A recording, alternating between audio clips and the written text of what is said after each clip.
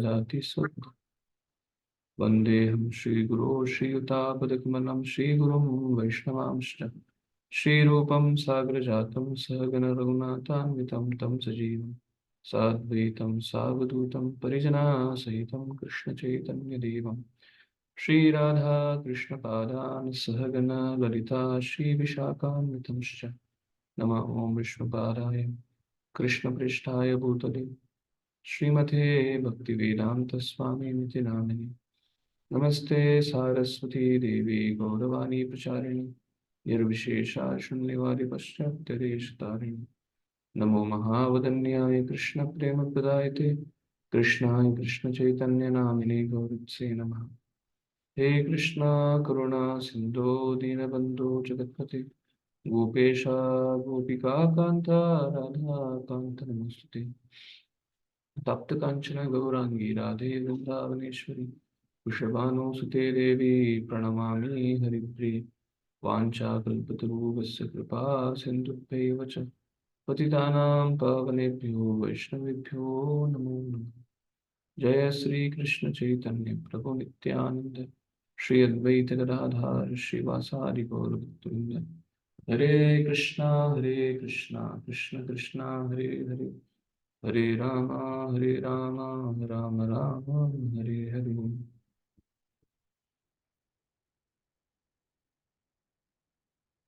So we are discussing on this second canto,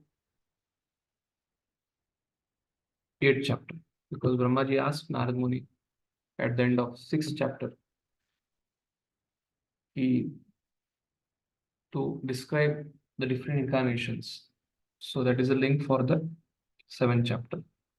In the next chapter, it speaks about various Guna avatars, Leela, Manvantar, Avesh avatar, and Vibhutis of the Lord along with their prime purpose. So basically this 2.7, first verse onwards till 36th verse, it speaks about all incarnations, their prime purpose, and the circumstances when they appear. So which are different incarnations? Varaha, Yajna, Kapila, Dattatreya, Kumaras, Naranarayana, Pitu, Vrishabha, Hayagriva, Matsya, Kurma, Narsimha, Hari, Vamandev, Hamsa Avatar, Dhanvantari, Parshuram, Lord Ram, Vasudev, Buddha, and Kalki. So right now after Lord Ram, Krishna's description will be there.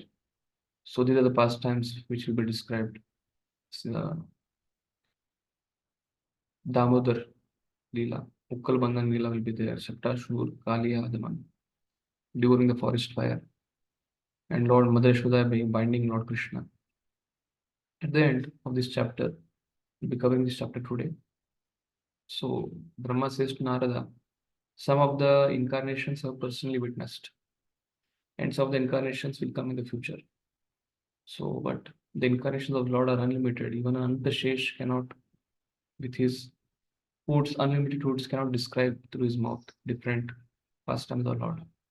It's very wonderful shloka comes, which says that unless and otherwise we don't become unpretentious, we cannot attract the mercy of the Lord.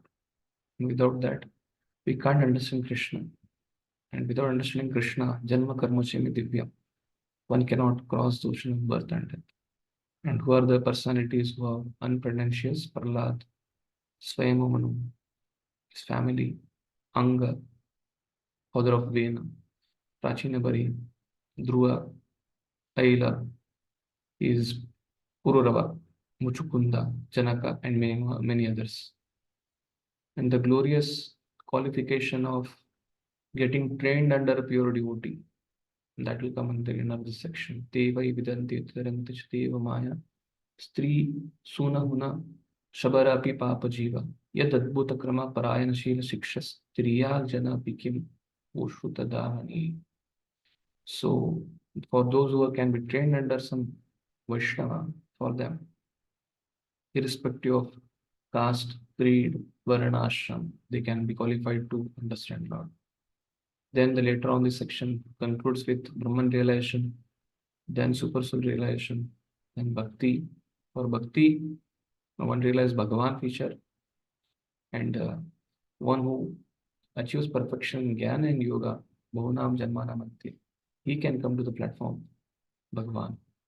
Then Brahmaji is answering Narad Muni's sixth question.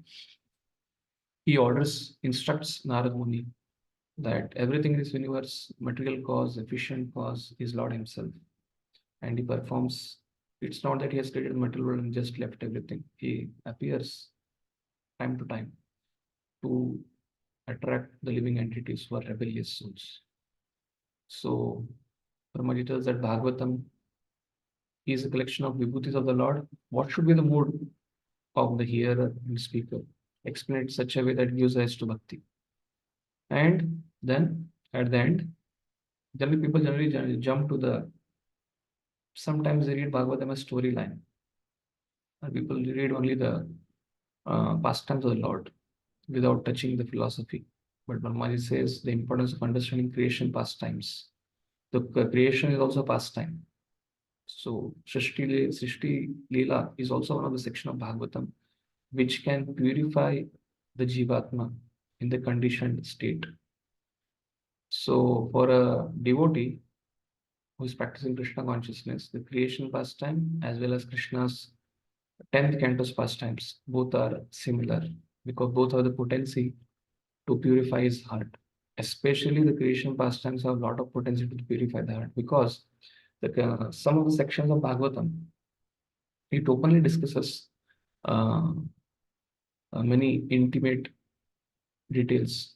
Therefore, it becomes for somebody is not pure, then same curd, milk becomes curd. Milk can cause indigestion. Same milk can become curd, can be used for curing the loose motion. Similarly, Bhagavatam is the same, but unless and otherwise a person is not qualified to assimilate the knowledge of Bhagavatam, he should not proceed above the lotus feet of the Lord. Therefore, first four cantos are compared to the lotus feet of the Lord, which mainly deals with creation of this material universe, the plain naked realities of how this world exists and how Lord is efficient in material cause. So this shloka comes, which is explained here. Mayam varanayato amushya ishvarasya anumodata shanmata shraddaya nityam maya yatma namunyati.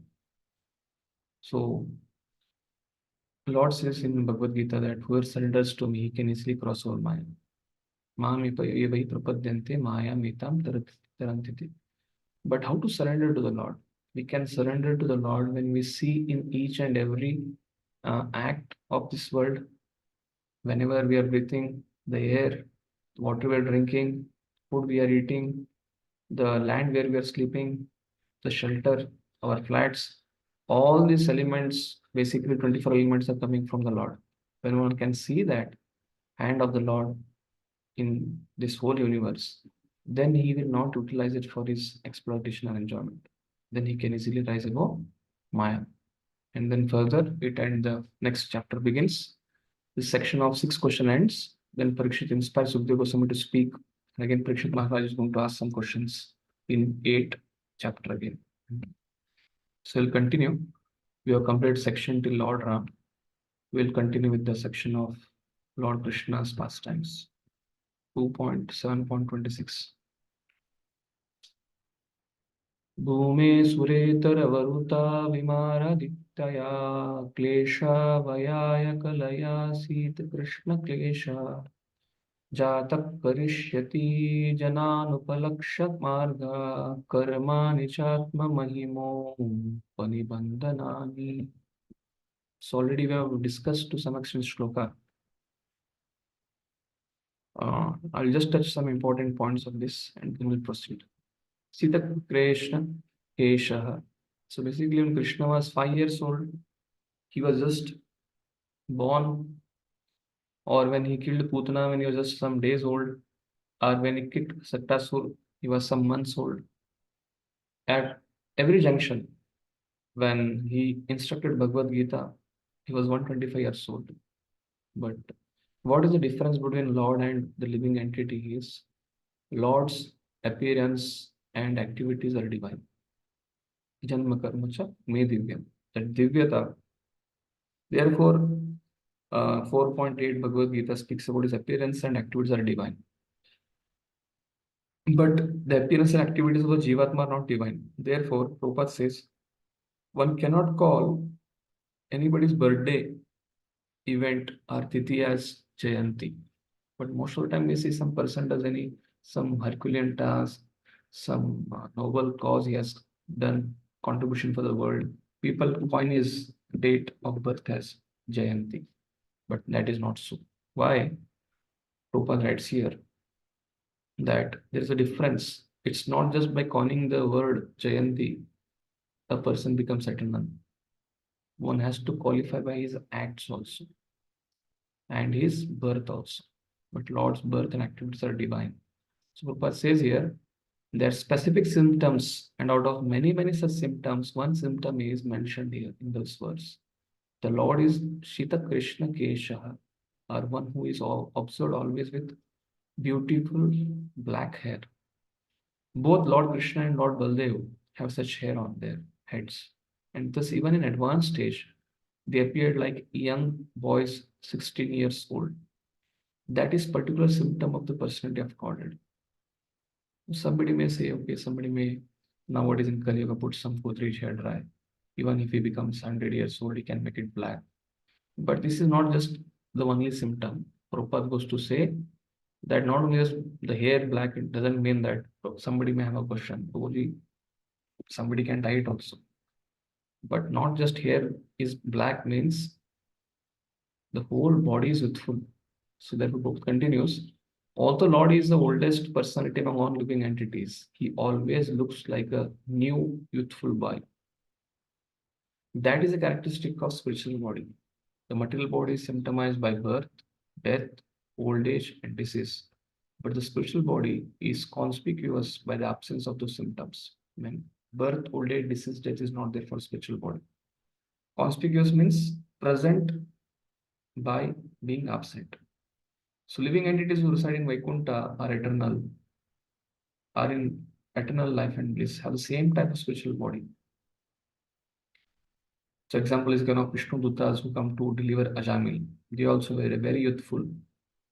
So therefore Prabhupada continues, it is ascertained thus that spiritual bodies in the Vaikuntha Loka, either of the Lord or of the other inhabitants, are completely distinct from the material bodies of this world. So Sita Krishna Kesha doesn't indicate the hair is black, it indicates that the whole body of the Lord is completely divine. Therefore, when the Lord descends from that world to this world, he descends in his spiritual body of Atma Maya. We are forced, we accept by our karmana daiva netrena, but Lord accepts his body by his own will. That is Atma Maya. The classic example Prabhupada gives is of a prime minister entering prison house to just see the well-being of the prisoners.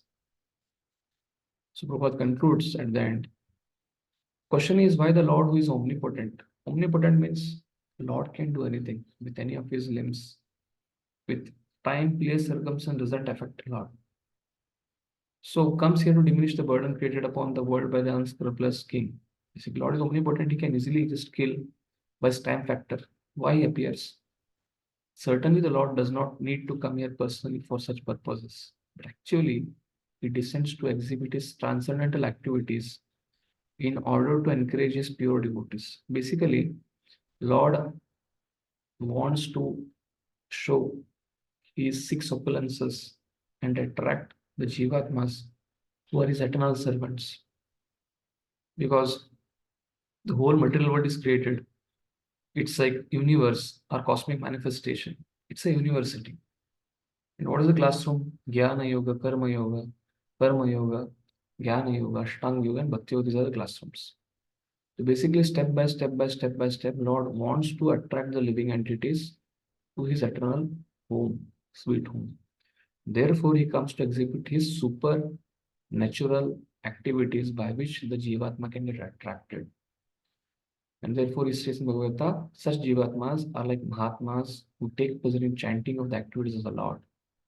Or anything done for the Lord goes into the eternal bank account.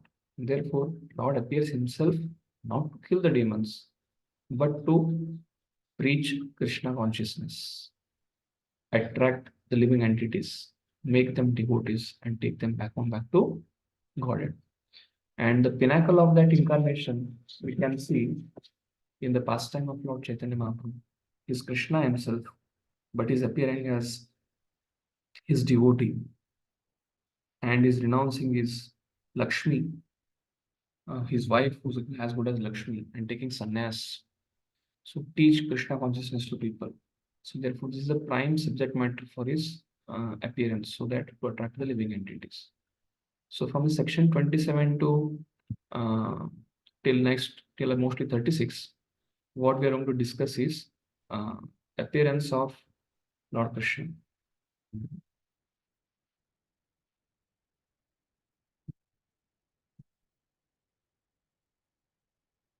Yes. So continue this section now. तोकेन जीवहरणं यदि उलुक्किकायस् त्रैमासिकस्य च पदा सकटोपवृत्ता यद्रिङ्गतान्तरगतेन दिवि स्पृशोर्वा उन्मूलनं त्व इतरा तर्जनयोर्न भाव्यम्. So basically this speaks about Saktasur Leela and uprooting of Yamal Arjun trees, that is Damodar Leela. Yes, devotee can start reading. Please. Anand There Mohan. is no doubt about Lord Krishna's being the Supreme Lord. Otherwise, how was it possible for him to kill a giant demon like Putana when he was just on the lap of his mother, to overturn a cart with his leg when he was only 3 months old, to Yeah. uproot a pair of Arjuna trees so high that they touched the sky when he was only crawling? All these activities are impossible for anyone other than the Lord Himself. Hmm. One cannot manufacture a god by one's mental speculation or by numerical votes, as has become a practice for the less intelligent class of men. God is God eternally, and an ordinary living entity is eternally a part and parcel of God. So when Prabhupada is telling here, one cannot manufacture God by one's mental speculation or by numerical votes. Many times, especially in India, generally people have a big following. Sometimes they make a Bollywood actor or a South Indian actor. They build a temple of actress. Many times it has done. In South, they have built a temple for actress. So therefore, or sometimes they can make a politician as God because he's supplying all their needs. Most of the time people they get converted because they get facility for their maintenance. Hmm. Why they change from one religion to another religion? Because in a particular religion they don't get facility for their survival. Are they with needs? Then they take up some other religion because papi pet ka sawal hai. That is what they say. So when Prabhupada is writing here, in democratic country, when the masses are there, just to fulfill their needs, if the masses are very on a simply on animalistic level. So what animal for animal, anybody who comes and gives him food, he becomes a master. Similarly, for the masses, somebody who satisfies their needs, they treat him as God. And regarding this, Prabhupada very elaborately explains in Ishopanishad how one cannot, how people make man into God and Lord, Supreme Son God into a particular man. Yes. So therefore, Prabhupada begins this section with this that Lord Krishna did not become Lord after performing some meditation when he became 30, 40, 50 years old. In the lap of Mother Yashoda when Pudna came to kill him, he was God. And while uprooting the Yamal tree, he was competent to be God. So I can read this, Puji. Uh, but Lord Krishna did not need to expand himself to the length of the she demon Putana, although he was quite competent to extend himself more than 6 miles long. In Hmm. his Vaman incarnation, he posed himself as a dwarf Brahmana, but when he took possession of his land promised by Bali Maharaj, he expanded his footsteps to the top of the universe, extending over thousands and millions of miles. So it was not very difficult for Krishna to perform a miracle by extending his bodily feature, but he had no desire to do it because of his deep filial love for his mother Yashoda.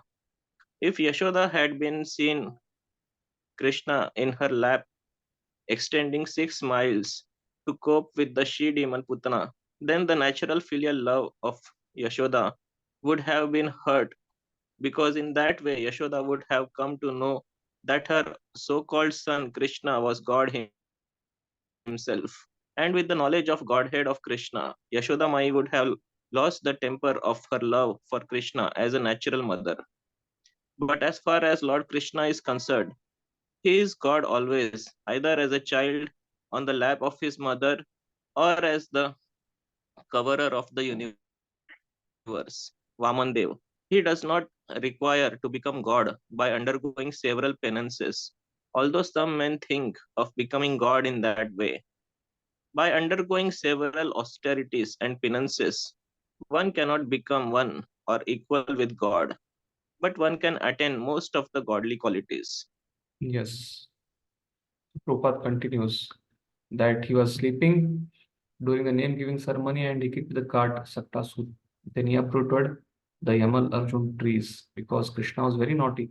Therefore, he was dragged by Mother Yashoda and tied to the ukkal, the grinding motor. Then he uprooted it. So, Prabhupada, yes, we can continue from here. When Yashoda Mai came to see the happenings. Yeah. When Yashoda Mai came to see the happenings, she she thought that her child had been saved from the falling trees by the mercy of the Lord, without knowing that the Lord himself, crawling in her yard, had wreaked the havoc. So that is the way of reciprocation of loving affairs between the Lord and his devotees. Yashoda Mai wanted to have the Lord as her child, and the Lord played exactly like a child in her lap. But at the same time, he played the part of the Almighty Lord whenever it was so required. The beauty of such pastimes was that the Lord fulfilled everyone's desire.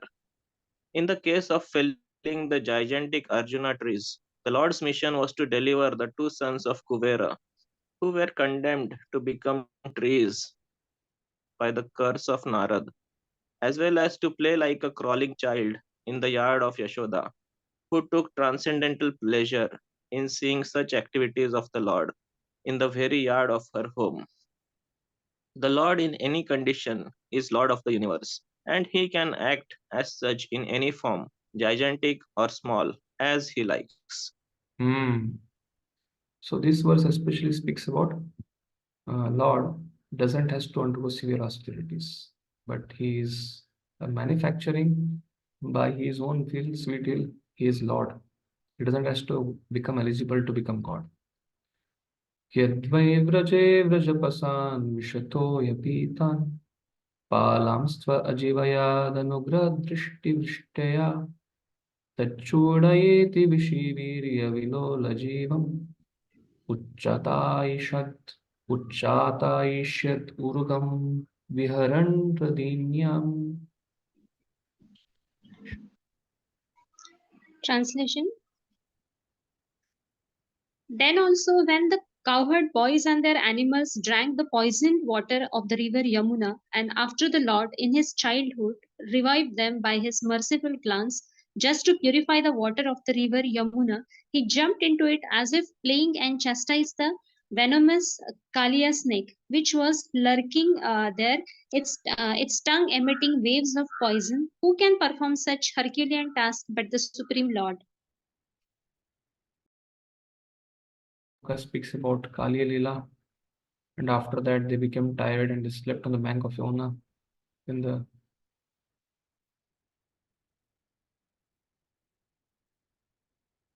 yes, so Lord, because the whole lake in Vrindavan, because of the presence of Kaliya, it became poisonous. But Lord is so omnipotent, just by his glance, by his touch, he could revive back. Same thing happens in even Agasur Lila also. All the covered boys have been swallowed by Lord Agasur, but Lord by his touch revives them back by his merciful glance. So by his glance, he can impregnate the living entities in the womb of material nature. So by his glance, he can revive also his eternal associates. So therefore, in Prabhupada, once Prabhupada has taken devotees to Jagannath Puri, somewhere like that, and then it was very big rush. He had taken to some temple, and then devotees thought it was so huge rush I could not take darshan of the Lord. Did not allow me to take darshan of the Lord at all. And Prabhupada told, it's not that we take darshan of the Lord, but Lord glances on us. So whenever we go to some temple where deities are installed, the Lord is invoked by Pranapratishta.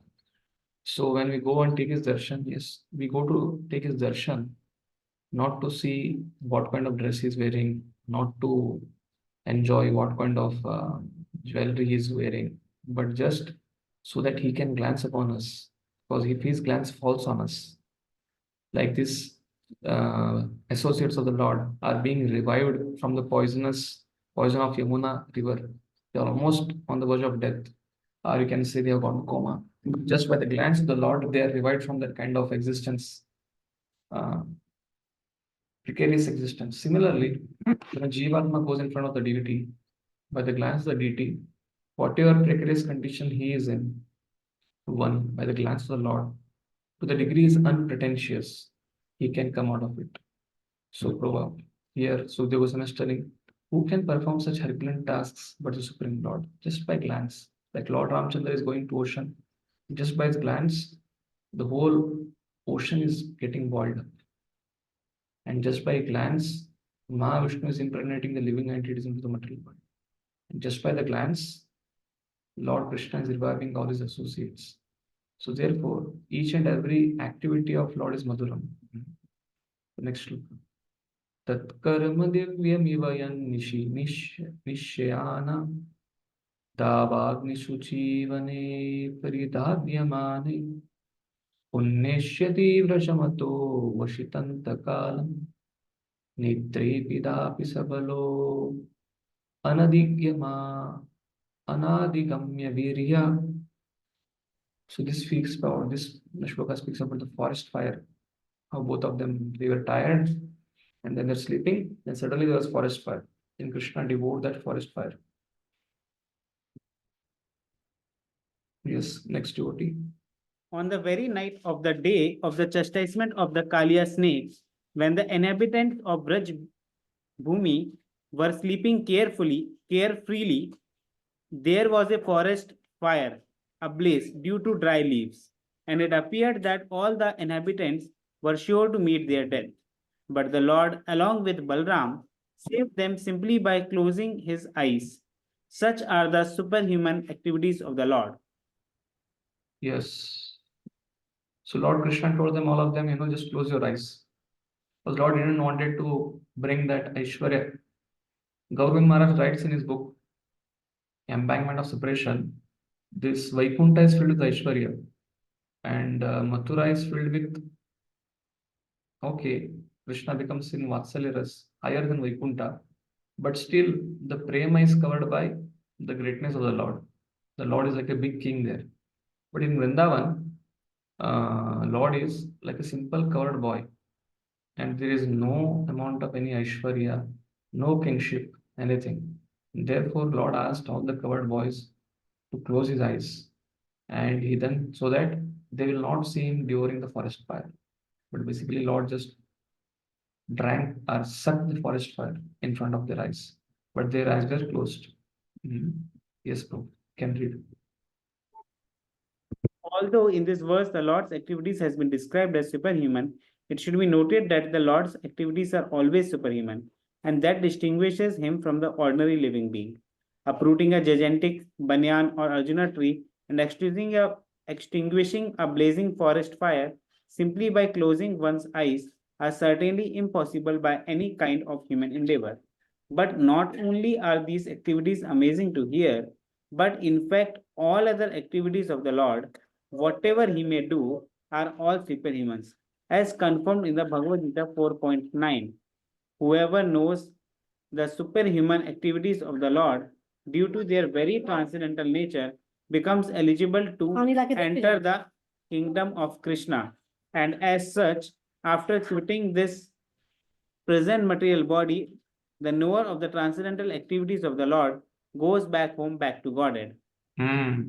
So, but not only these activities are amazing to hear, but in fact, all other activities of the Lord are superhuman. Not only just this activity, anything the Lord does is not only supernatural but also very sweet. Prinitayadhyadupabandhamamurshya sulbam sutasya na tu tad amurshямati yajrambato asya vadane bhuvanani gopi samviksha sankitamana pratibodhitasit. Yes. So here Mother Yashoda is trying to bind Krishna by the ropes because Krishna became very naughty. Yes. Next. When the cowherd woman, Krishna's foster mother Yashoda, was trying to tie the hands of her son with rope, she found the rope to be always insufficient in length. And when she finally gave up, Lord Krishna by and by opened his mouth, wherein the mother found all the universe situated. Seeing this, she was doubtful in her mind, but she was convinced in a different manner of the mystic nature of her son.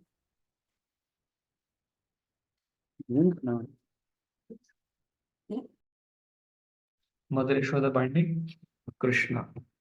Yes, Mother, you can read this yellow highlighted portion. The mother was astonished, but out of her deep affection for Krishna, she thought that the Almighty Godhead Narayana had kindly looked after her son just to protect him from all the continuous calamities happening to him. Because of her deep affection for Krishna, she could never think that her very son was Narayana, the personality of Godhead himself.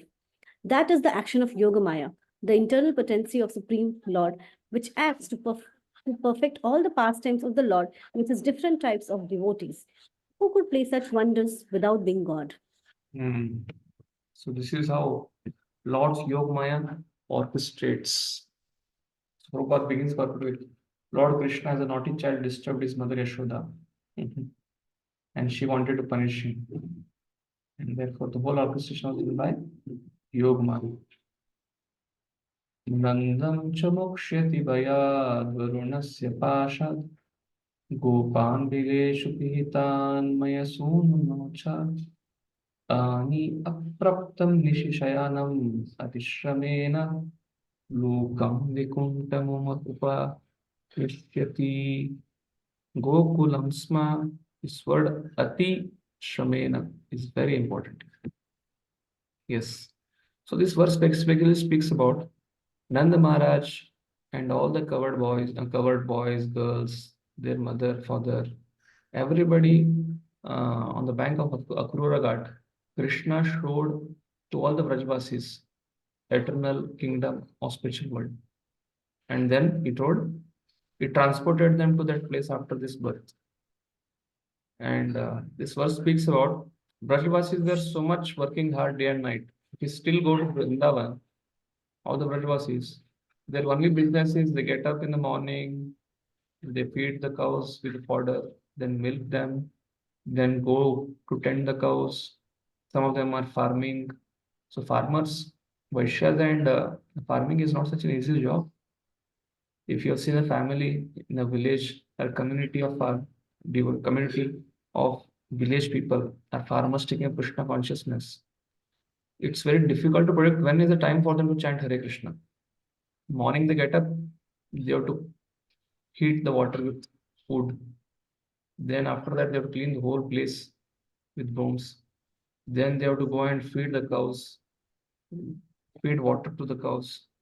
After that, then they milk the cows, remove the cow dung, and then they have to come and take bath, then cook, and after that cooking, offer it, and then go to farm to sow the seeds or to harvest the crops, basically till the land. At the night, again, when they go to a farm, they cook the food in the morning itself, and then they go take a break in between 15 minutes. They sit there and eat prasad, whatever they have cooked. And then they come back. Cows also come back. Again, they have to, time to time, they have to keep on giving fodder to the cows. And at the night again, they have to come, leave the calves, milk the cow, take that milk, boil it. If you want excess milk, then put curd. And whatever curd is remaining, what made of previous day, churn it in the morning, early morning during Brahma Muhurta time, because that is the time when maximum curd comes. And therefore, that is the time when we churn, maximum Krishna consciousness can be evoked. That is Brahma. So Atishramena is being highlighted here because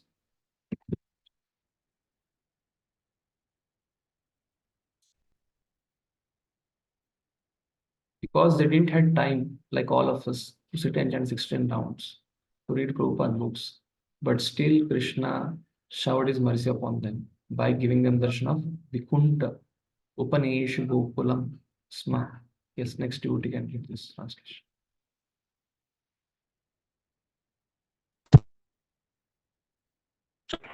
Nand Maharaj, from the fear of the demigod Varuna, and released the cowherd boys from the caves of the mountain.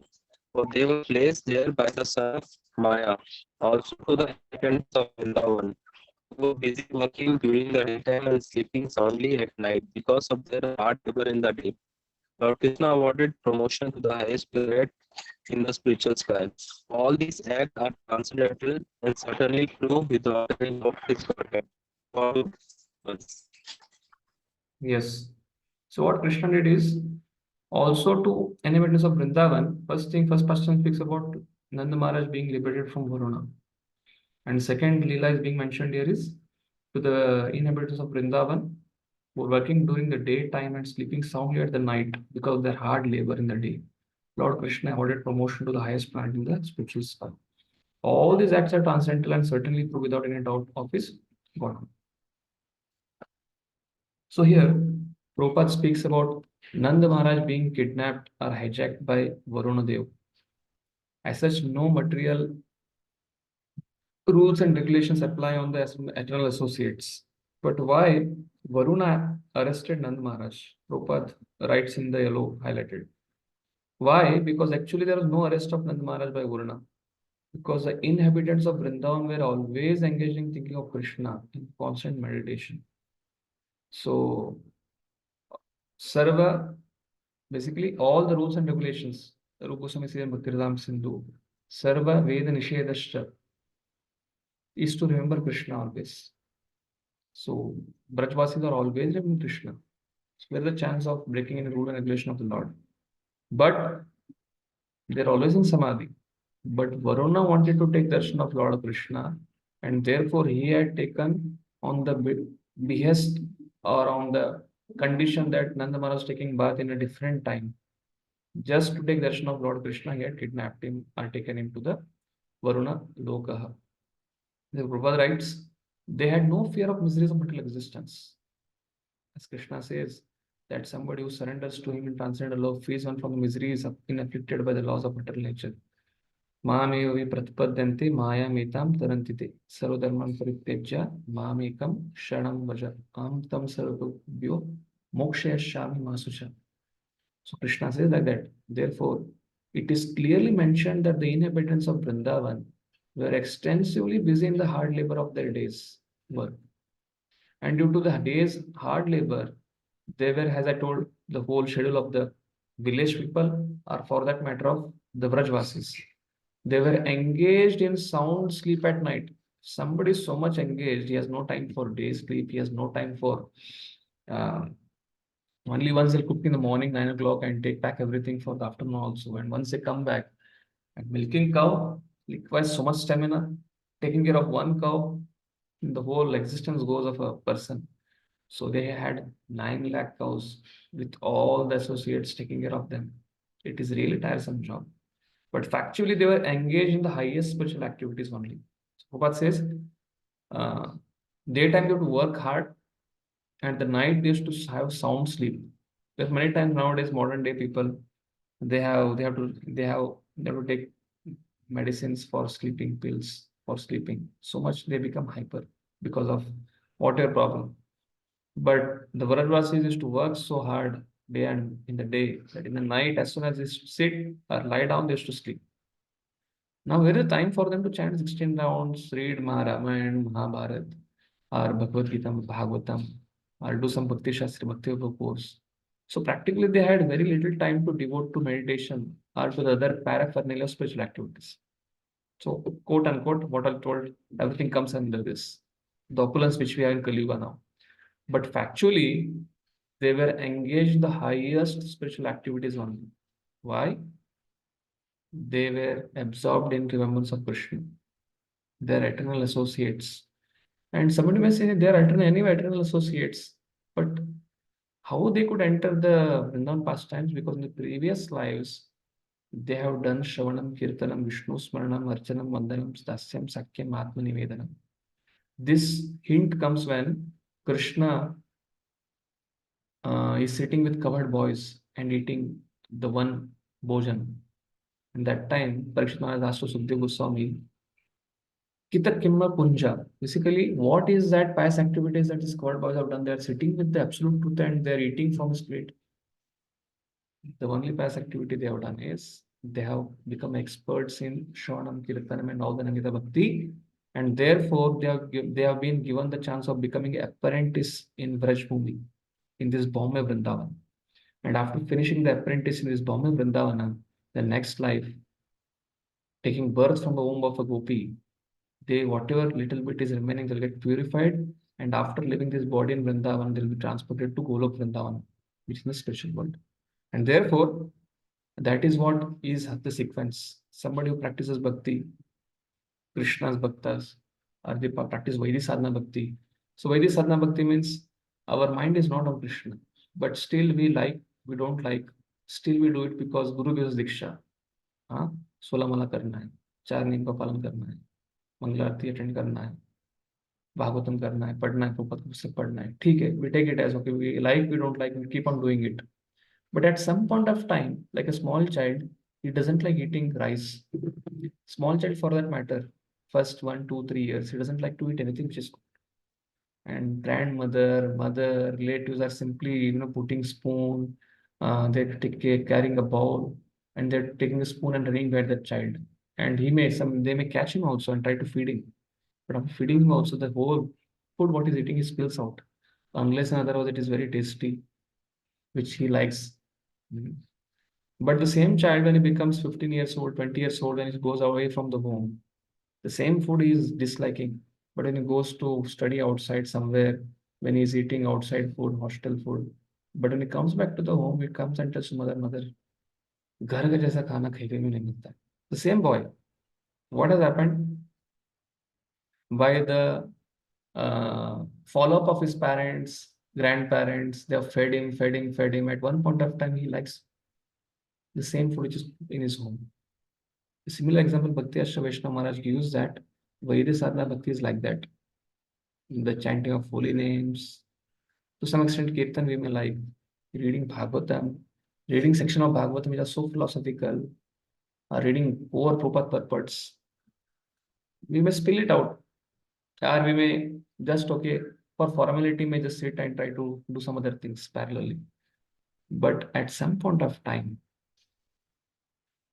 when we graduate from Vaidhi Sadhana Bhakti to Ragana Bhakti, then we'll start following the footsteps of the Vrajvasis, who have spontaneous attraction for the Lord. And therefore, although they are not having time here for chanting, reading here, and they have done that in the past life. And right now they are doing whatever activities is needed for orchestrating Krishna's pastimes. And therefore, Ati Parishramena, which is mentioned here, one should not misunderstand, tell that, give a reason. No. So I will not chant because Brajvasis were sent to back to Godhead, because they were only doing it for Krishna. But we are not that level. We are supposed to follow Vaidhi Sadhana Bhakti. Therefore, everything done by the Brajvasis was spiritualized because everything was doted in the relation with Lord Krishna. The central point of their activities was Krishna, and as such, their so-called activities in the material world were saturated with spiritual potency. That is Bhava Bhakti. That is the advantage of the way of Bhakti Yoga. So Prabhupada, what lesson he brings from this is Karma, Jnana, Ashtanga. One has to give up practically. It cannot be possible in one lifetime. But Bhakti, even a child, even an animal, even a housewife, even a working man, even a renounced person, even a brahmachari, everyone can utilize in the service of the Lord. So one should discharge one's duty on Lord Krishna's behalf. Arjuna, for example, he fought on Krishna's behalf. And therefore, Brajvasis, they are farming, they are cooking, they are milking on Krishna's behalf. And therefore, their actions will be saturated with Krishna's thought. And that is the highest pattern of trance in spiritual realization. So the goal of our life should be come to this platform. But to come to that platform, at least at the Vaidhi Sadhana Bhakti, whatever vows, whatever spiritual master has instructed us, we should try our best. Siksha, this founder-acharya Srila Prabhupada has instructed us to read his books. Guru has instructed us to chant 16 rounds. And the mode of servant of the servant, we should try to do that. Then we will ascend to this level of Brajavasis. Gopermake pratitite pratihate Vrajaviplavaya Deve abhivarshati pashum kripaya rirakshu Darcho Darto Chilindram Saptadinani Sapta Varsho Mahindram Anagayeka Kare Shalilam. This speaks about the Govardhan lifting Leela. Mahindra, Varsho Mahindra Anagaika Kare Shalilam. Without any fault from the Vrajavasis, Indra started pouring torrential rains. Why? Because Goper Make, the Gopas, the Gopa community, they used to offer Makka, sacrifice, Pratihate Vraja Viplavaya. Because of the instruction of Krishna, they did that, offered a sacrifice instead of to Indra, they offered it to Govardhan. So what happened? Vraja Viplavaya. There was devastating, the Indra wanted to devastate the whole Vraja race. But then Krishna lifted Govardhan and saved them from that, who were completely sinless. Yes, next devotee can read. Translation. When the cowherd men of Vrindavan, under instruction of Krishna, stopped offering sacrifice to the heavenly king Indra, the whole tract of land known as Vraja was threatened with being washed away by constant heavy rains for 7 days. Lord Krishna, out of his causeless mercy upon the inhabitants of Vraja, held up the hill known as Govardhan with one hand only.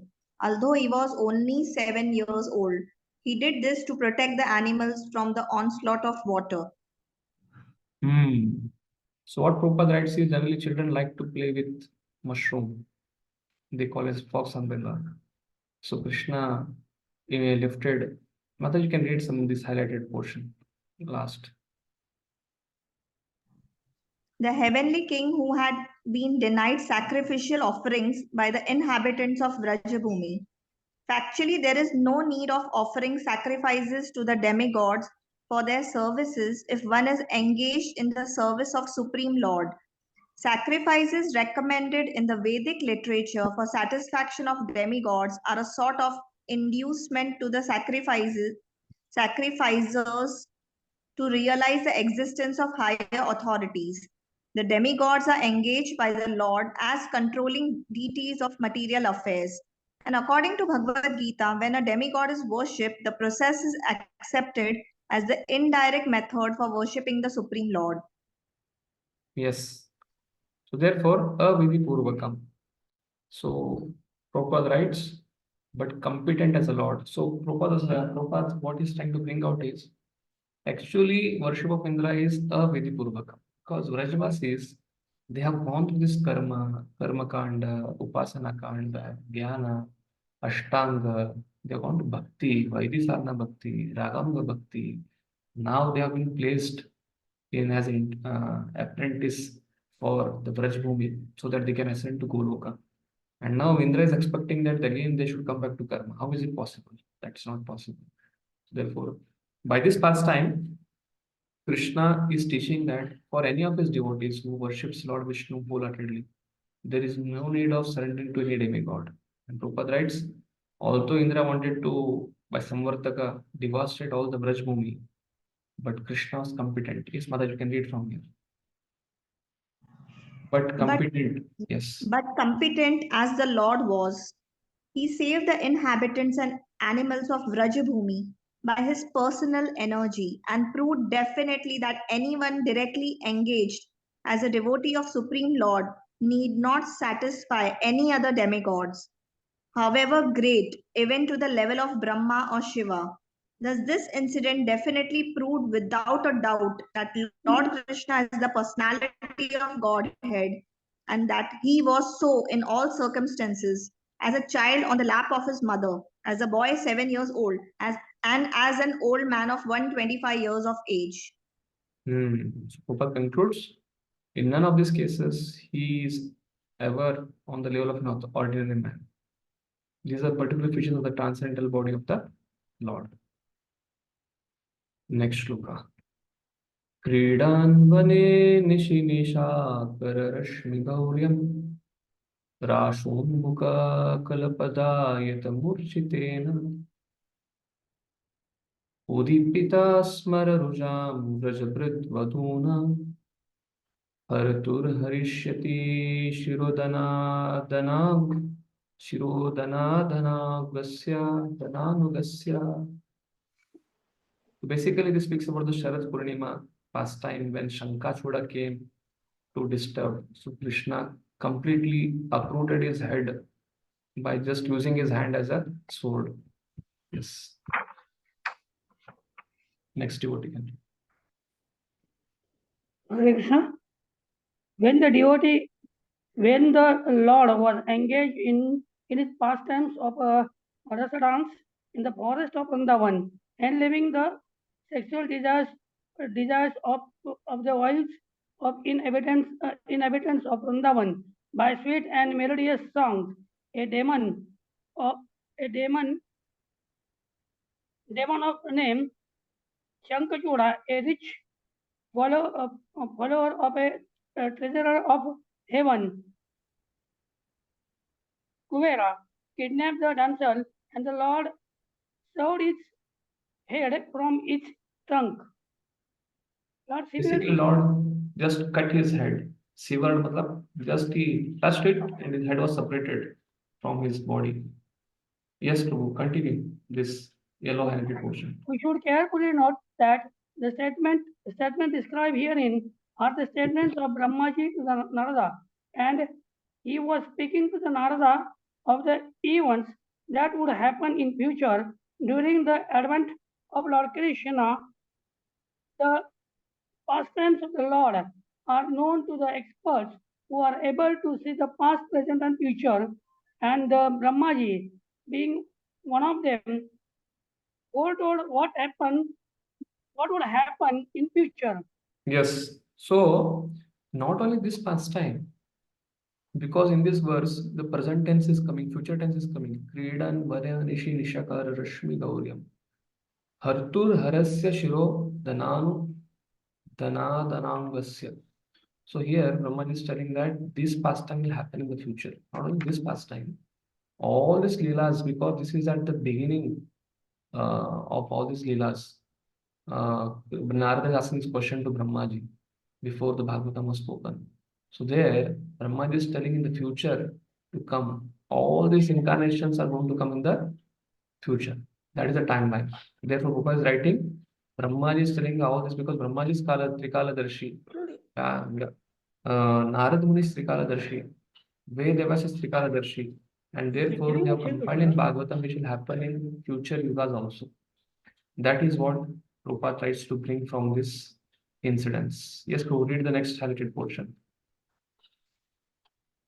The adjustment is that all these incidents would take place in future after the time when it was being foretold by Brahmaji to Narada. The demon Shankachuda was killed by the Lord during his pastimes at Horika in the month of Phalgun, and the same ceremony is still observed in India by burning the effigy of Shankachuda one day prior to the Lord's pastimes at Horika, generally known as Holi. Yes, so basically, just on the holy day, the night before, they burn. They make, people from different chawl, they come and take chanda and then they bring sticks and they burn. And when somebody asks, what is this? Some people say it was Prahlad's, some say it was Prahlad's aunt who sat with him, but she was burnt. But Prabhupada is giving that it was Shankachuda. Shankachuda is burnt. So this is what they burn one day for the Holi. That is nothing but demon Shankachuda, who's trying to interfere with Lord's pastimes. He is killed and he is burnt one day before Holi. That is what Prabhupada is writing here. Yes, for last line you can read. Thus, the pseudo-incarnations are unable to cheat persons who are in the knowledge of the events as they are described in the authoritative scripture. Yes, basically here, Brahmaji is instructing Narada the timeline of different incarnations in order. Therefore, according to that, when somebody claims himself to the incarnation, they can be easily cross-checked. So that is what Prabhupada is saying, Guru, Sadhu, Shastra. Based on that, one has to come to any conclusion. One should not simply, based on sentimental emotions, some of their desires are fulfilled.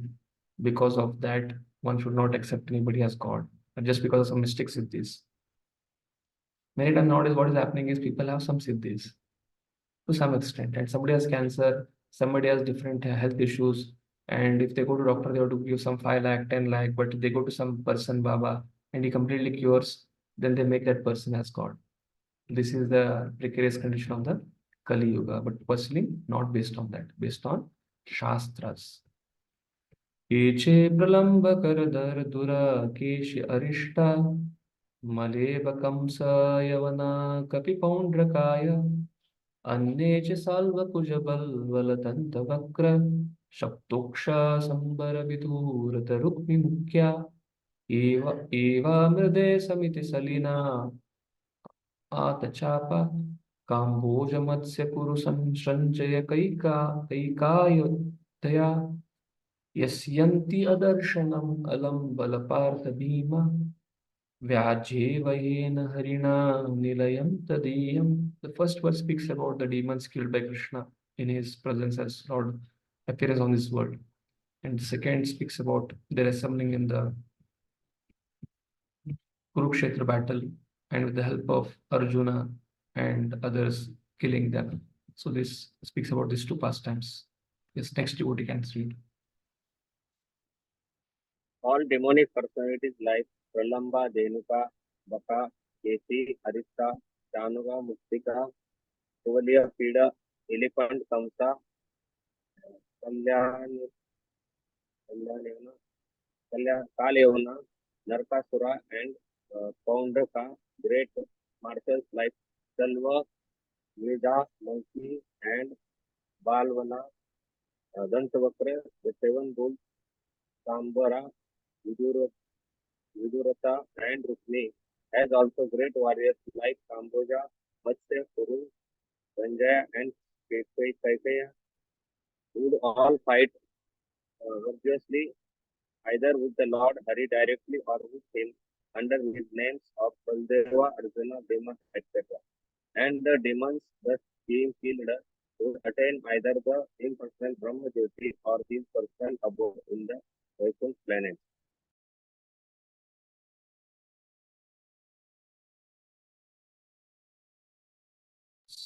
Of Baldev, Arjun, Bhima, they were killed.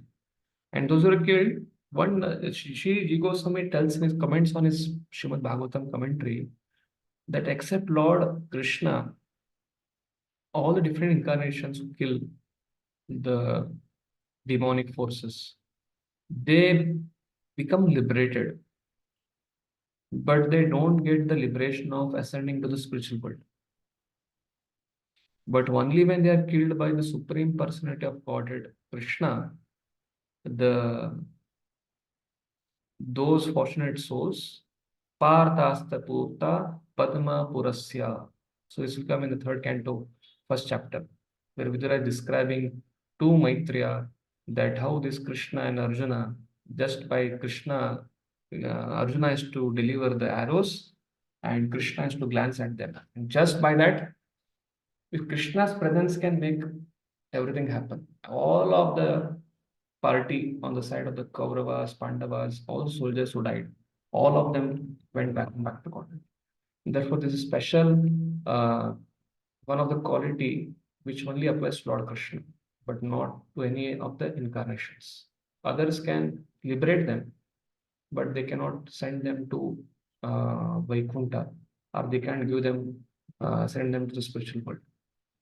So Sayujya, Sarupya, Salokya, Sarishta, Samipya, Ekattam, Apyuta.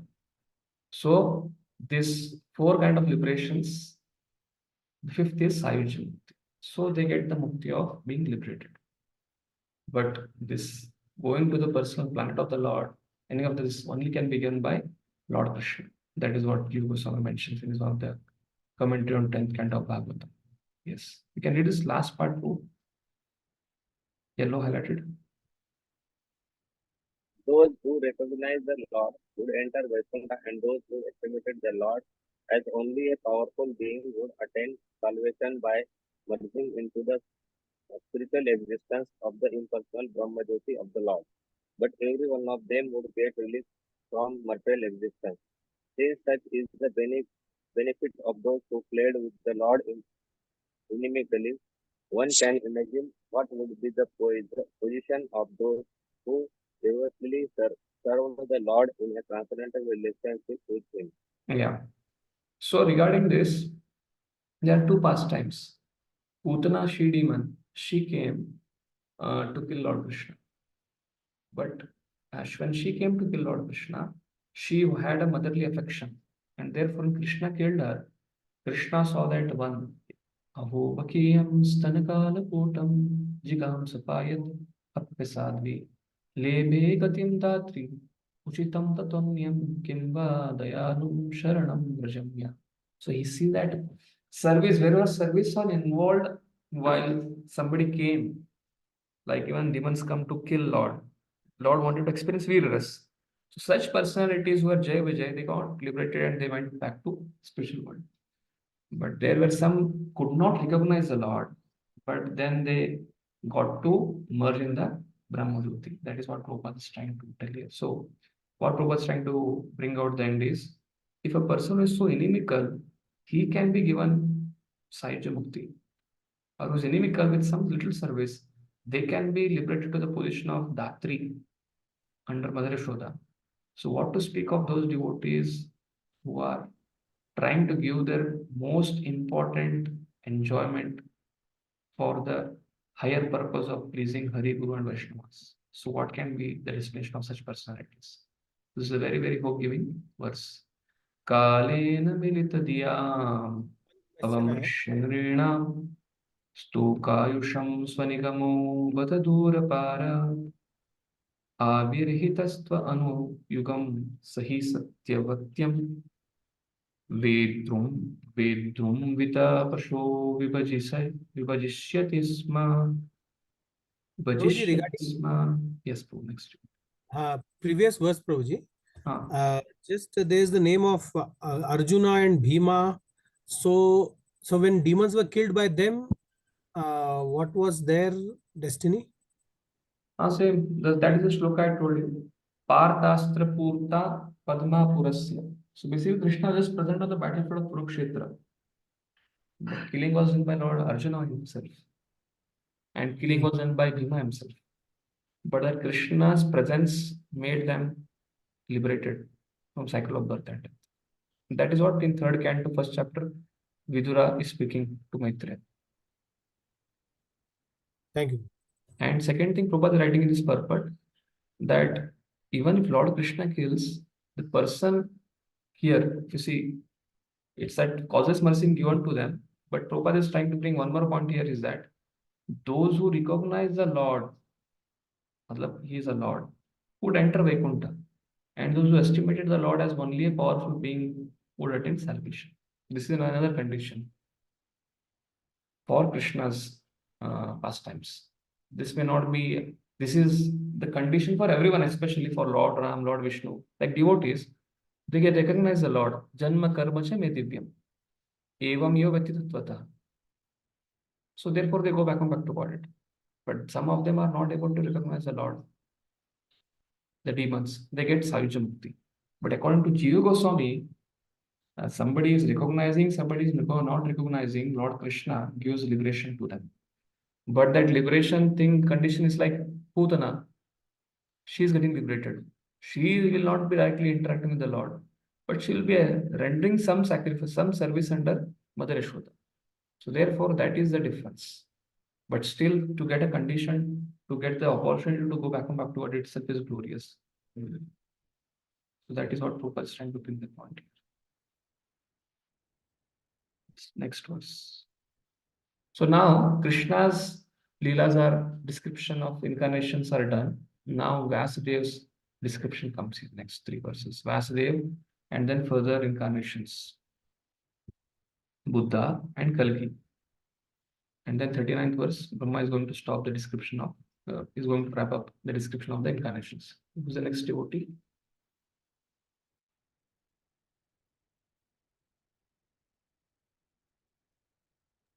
Anush Prabhu? Jagannath Govind Prabhuji is there? Jagannath Govind Prabhu?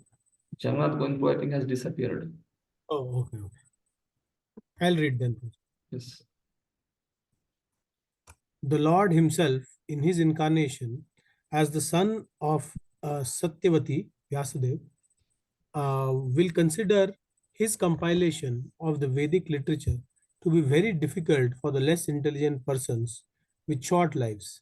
And thus, he will divide the tree of Vedic knowledge into different branches according to the circumstances of the particular age. Herein, Brahma mentions the future compilation of Srimad Bhagavatam for the short-lived persons of the Kali age. Yes, so Brahma is forecasting about all of us in this shloka. Yes, Prabhuji, I can go to this advancement of, because that speaks about the symptom of Kali Yuga. Manda sumanda matayo manda bhagya upadrataha. Kali Yuga means advancement of. Advancement of material comforts of the body is the activity in the mode of ignorance according to the laws of material nature. Real advancement of knowledge means progress of knowledge in self-realization.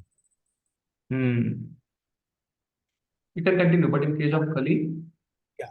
But in the age of Kali, the less intelligent men mistakenly consider the short lifetime of 100 years, now factually reduced to about 40 to 60 years, to be all in all. They are less intelligent because they have no information of the eternity of life. They identify with the temporary material body existing for 40 years and consider it the only basic principle of life. The symptom of Kali Yuga is material advancement is considered advancement. But Prabhupada was the first Acharya, or you can say one of the Acharyas, who made it that material comforts of the body is activating mode of ignorance. But what is real advancement? Real advancement is like this universe, this Vishwa. This is the Vishwa Vidyalaya, and we are all students. And different yogic paths are different classrooms. So one who comes from Karma Yoga, Jnana Yoga, Ashtanga Yoga, that is basically knowledge. So anybody who is trying to be in Karma Yoga, one should not condescend him, one should not criticize him, because everybody cannot come to the Bhakti platform. But by Harinam Sankirtan, by distribution of Prasad, by distributing Bhagavad Gita, Prabhupada says, if somebody touches Bhagavad Gita, his Sukriti increases. So therefore, what we are trying to do in ISKCON is those who are already, their vessel is filled with somebody who was in Jnana, Ashtanga, and on the brink of Bhakti. As soon as somebody goes and gives him Prasad and Bhagavad Gita, immediately that gets filled and he starts practicing Bhakti. But majority of the people, their vessels are empty. And therefore, just by the Sankirtan movement of Lord Chaitanya Mahaprabhu and taking of Prasad and distribution of Prabhupada books, their Sukriti factor, Bhaktivinoda Sukriti factor keeps on increasing. And therefore, wherever they are, they come and associate with the ISKCON organization, the real advancement of knowledge is happening. And now, in this life, time to come, in next life, in next 2-3 lives, in comparison to eternity, it is very short time. And therefore, Prabhupada is trying to tell is real advancement is knowledge, advancement in knowledge. And anybody who's trying to do that, he will be blessed by the Lord. Yes, true. They're less intelligent because they have no information of eternal life. They are only preoccupied with the temporary body, which is of 30, 40 years, forgetting the main goal. The Puranas and the Mahabharata are also similarly made by Vasudeva for different types of man in the modes of nature. As I told, Karma, Jnana, Ashtanga. So, other religion, there is only one book. If you see Quran, it's one book. If you see Bible, there is Old Testament, New Testament, they have revised it. But if you see Sanatana Dharma, there is a stage of demigods. There are Puranas in mode of ignorance for the people in mode of ignorance. There are Puranas in the people in mode of passion. There are Puranas in mode of goodness. There is Shruti, there is Smriti, there is Nyaya. There are different Vedic literatures, there are canons. So basically, it gives facility for every living entity. It's like it's all encompassing. Somebody who is at the karma, he can always access Lord Vishnu through the mantras which are offered to different demigods because Vishnu's name is entered there. So it gives the people an elevation to come from wherever platform they are to rise above the rung of knowledge. And that is the reason somebody who is not able to take up wholeheartedly Krishna consciousness. While preaching Krishna consciousness, we should have a lot of patience. We should endeavor. We should, more than telling people to have patience, we should have patience so that by discouraging them, if they are not able to take up Krishna consciousness, at the same time, they should not give up whatever they are doing. They should not break their faith because that faith is also given to them by Krishna only. And therefore, one has to understand this concept that Vedas has compiled this Vedic literature for the people of Kali Yuga. All of them will not be able to take up pure bhakti. Therefore, divided into according to modes of nature. And somebody is fortunate, they may pick up. But somebody is less fortunate, we should increase the sukruti by giving them opportunity, by taking prasad, by hearing kirtan, by contributing in some way in the Hare Krishna movement.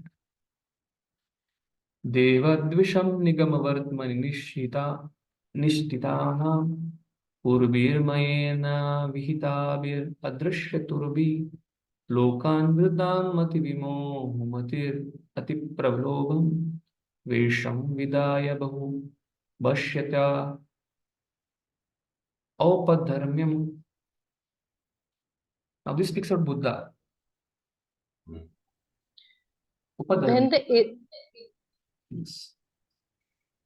When the atheist, after being well versed in the Vedic scientific knowledge, annihilate inhabitants of different planets, flying unseen in the sky on well-built rockets prepared by great scientists.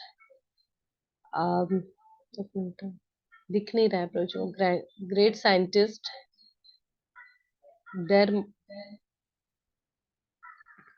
their minds by dressing himself attractively as Buddha and will preach on.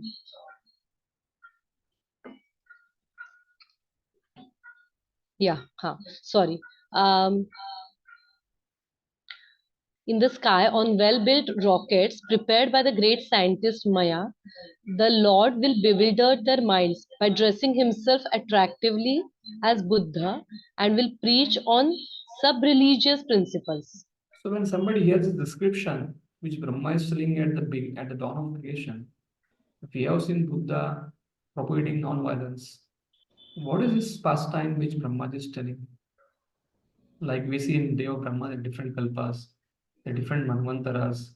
In Deva Brahma, there are around 14 manvantaras, and 14 manvantaras reign for 72 Divya Yugas. So in one of the such yugas, Buddha does this pastime of what is being mentioned here. When the recent pastime which has happened is the so-called atheistic people are so-called Brahmanas, when they misuse Vedic literature and utilize it for eating meat. So Buddha comes to give up the Vedic literature. So in this case, so-called intelligent class of people, they refer to Vedic literature and they build rockets and start killing ruthlessly people of other planets. In this age, people are killing animals, but in this pastime, the so-called intelligent people using the knowledge of Vedic literature, they develop such high technology. They started killing the inhabitants of different planets.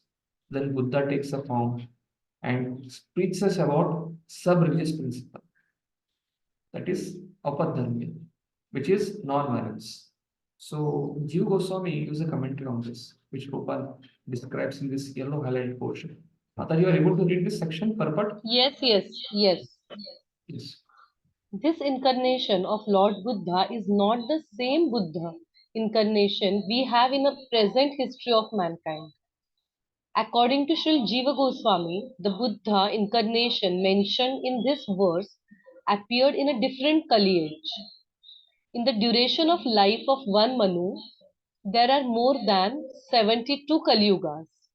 And in one of them, the particular type of Buddha mentioned here would appear. Lord Buddha incarnates at a time when the people are most materialistic and preaches common sense religious principles. Such ahimsa is not a religious principle itself, but it is an important quality for persons who are actually religious. It is common sense religion because one is advised to do no harm to any other animal or living being, because such harmful actions are equally harmful to him who does the harm. But before learning these principles of non-violence, one has to learn two other principles, namely to be humble and to be prideless. Unless one is humble and prideless, one cannot be harmless and non-violent. And after being non-violent, one has to learn tolerance and simplicity of living. तो जी yellow का पढ़ू क्या अभी सिर्फ? In religious principles, there must be God in the center. Otherwise, simple moral instructions are merely sub-religious principles, generally known as upadharma or nearness to religious principles. So here, before non-violence comes humble and pridelessness. So what Prabhupada is writing here, because many times people start non-violent movement, but they think that whatever has concocted from their mind is the religious principle, but they should become humble. They should think that they are not big people. They should refer to Shastras. To refer Shastra and do an austerity requires humility and pridelessness. And then what comes is harmless and non-violent. And after being non-violent, one has to learn tolerance and simplicity of living. So these are the items of knowledge which comes in Bhagavad Gita 13.82. So these are like list humility, pridelessness, non-violence, ahimsa, satyam, arjavam, and one must offer respect to the religious preachers, spiritual leaders, and then sense control, and all these things. Learning to be unattached to family and home. These are 20 items of knowledge which are mentioned in Bhagavad Gita, and one of them is ahimsa. So what Buddha is trying to preach is ahimsa is one of the side benefit, because even ahimsa is non-violence or not killing animals. But in that case, even so many animals are there who just eat only vegetarian food, but that doesn't make them qualified to proceed in the hierarchy of the knowledge of this universe. So therefore, Paul is trying to tell these are simply sub-religious principles, and but people have become so degraded. So Buddha, what he does, he removes the Vedic literature and tells, just follow what I'm telling. And then Shankaracharya comes and brings the Vedic literature back. And slowly Ramanujacharya, Madhvacharya, then Chaitanya Mahaprabhu. So in this case, he did the same. Whatever knowledge they had got of Vedic literature regarding the science of rocket, and they were creating devastation on the other universe, Buddha told them to stop that. And this is from different kalpa as mentioned here by Jiva Goswami. Yarhi aleshvapi satam na hare katasyu pashandino dijajana vrishala naradeva Swaha svada vasadita smagiro nayatra Shasta Bhavishyati Kale Bhagavan Yugante. So this is Kalki Avatar, which is coming at the end of Kali Yuga. Yes, next devotee can read.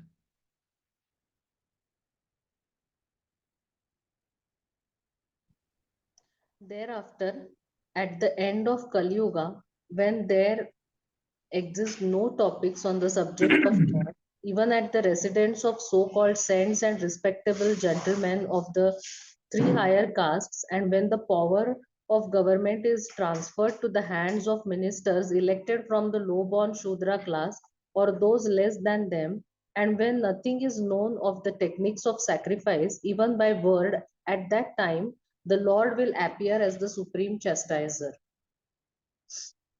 Can you read the purport, Mandaji? Okay. Uh, the the symptoms of the worst conditions of the material world at the last stage of this age called Kali Yuga are stated herein. The sum and substance of such conditions is godlessness. Even the so-called saints and higher castes of the social orders, generally known as the Dvija Janas or the twice born, will become atheists. Prabhuji, the one in green, the higher castes of society, namely the intelligent class of men guiding the destinies of the social orders, the administrative class of men guiding the law and order of the society, and the productive class of men guiding the economic development of the society, must all be properly well versed in knowledge of the Supreme Lord, knowing factually his name, qualities, pastimes, entourage, paraphernalia, and personalities. Such designations without any knowledge of the science of God and practical knowledge of devotional service are considered to be all decorations of dead bodies. Because of the lack of training or culture in the upper section of the social orders, they are no more to be designated as the Dvijajanas or the twice born. The significance of being twice born has been explained in many places in this great literature, and again one is reminded herewith that birth executed by the sex life of the father and the mother is called animal birth. Without any scientific culture of without any scientific culture of spiritual life is called the Shudra life, or to be more explicit, the uncultured life of the lower class of men. Passed over to the uncultured godless laborer classes of men, and thus the Devas or the ministers of the government will be the Vrushalas. It is the duty of the leaders of men to take note of it and try to reform the social order by introducing the principles of twice born men trained in the science of God consciousness. This can be done by expanding the culture of Srimad Bhagavatam all over the world in the degraded condition of human society. The Lord incarnates as the Kalki Avatara and kills all the demons without mercy. Basically, the feature of Kali Yuga is we have three gunas in Bhakti Shastri. You might have elaborately discussion was done on it in 14th chapter, in 17th chapter, in 18th chapter. Many things of this world can be divided into three gunas. But one of the main feature of Kali Yuga is Prabhupada writing the sum and substance of Kali Yuga is godlessness. So what it means is predominantly ignorance and passion. And because of this, because of ignorance and passion, it gives rise to only Shudraik or maximum Vaishya, consumed by consumers. Basically, those people who have wealth and those who are after bodily pleasure. These are the only two varnas in the Kali Yuga. Either they want to earn money, and they want to earn money not Vaishyas, at least earn money and they do Goraksha Vanijam. But the purpose of earning money is to live in a bodily conception of life. So predominantly it is passion guided by ignorance. It is animalistic, barbaric life. So what is the solution? If you want to revive the Vedic knowledge back, there has to be goodness. And goodness, only pure goodness can't help. Passion and ignorance should be guided by goodness. Basically, Brahmanas, they advise, the administrator Kshatriyas, they rule under their guidance, Raja Rishis. Then only the face of the globe can be changed. If the leader of a society is spiritual, then he can execute law and order in such a way that the whole world will can experience that. The classic example is recently on 22nd of January. Okay, whatever political, historical, whatever significance it has, but the leader of India, he had a desire to open the Ram temple, but it came out. But for that 1 week, the whole India was Ramamay. So one may say, what is this Prabhuji? They are just for 1 day they did, and after that they forgot, and now again they're back. But you can just get a hint of Satya Yuga, Treta Yuga, and Dwapar Yuga. When during those time when kings were guidedly by Vaishnavas, what kind of kingdom might have existed? So you can get a hint of Ramarajya. You can get a hint of the reign during Krishna Maharaj's Pandava's reign. If a leader is very powerful, then the whole citizens under him can easily take up Krishna consciousness. Therefore, Prabhupada is telling that one has to bring back this feature of Bhagavatam. What will happen when we educate people in Bhagavatam, especially leaders? The ignorance and passion which is giving rise to godlessness, one will elevate from ignorance and passion, and by reading Bhagavatam, one gets promoted to goodness. Nashta prayesho vadresho nityam bhagavata sevaya bhagavati uttama shloke bhaktir bhavati naishtikam. Shrunvata svagata Krishna punya shravana kirtanat hridayantastya bhadrani dhunoti surutsatam. That means satam. One can rise from tamoguna and rajoguna and come to satguna. What happens in satguna? Then he will come out of the bodily concept of life and he'll start thinking about culture of knowledge, devotion. That is what Prabhupada is writing here. When the elephant has gone out of the grip and only tail remains, and nothing can be done to the population of the world because they have become so much barbaric, Kalki appears. But fortunately, we are at junction of Dwapar Yuga and at the beginning of Kali Yuga. It is called as Sandhya. Like when the morning dawn of the day, there is Brahma Muhurta, that is Sandhya. Then afternoon time is Sandhya, when Brahman initial devotees they do Gayatri. In the night time, when from evening to night is going to go, it's called Sandhya. So similarly, right now what we are in is a phase of 5,000 years or 10,000 years of Dwapar Yuga and 10,000 years of Kali Yuga. It's called as Yuga Sandhya. And therefore, till next 10,000 years of Kali Yuga, Chaitanya Mahaprabhu's movement will be there. And devotees will be able to practice bhakti, go back to body. But after that, what will happen? The leaders of the world will become like meat, they will become Vrishalas, they will become like wolves.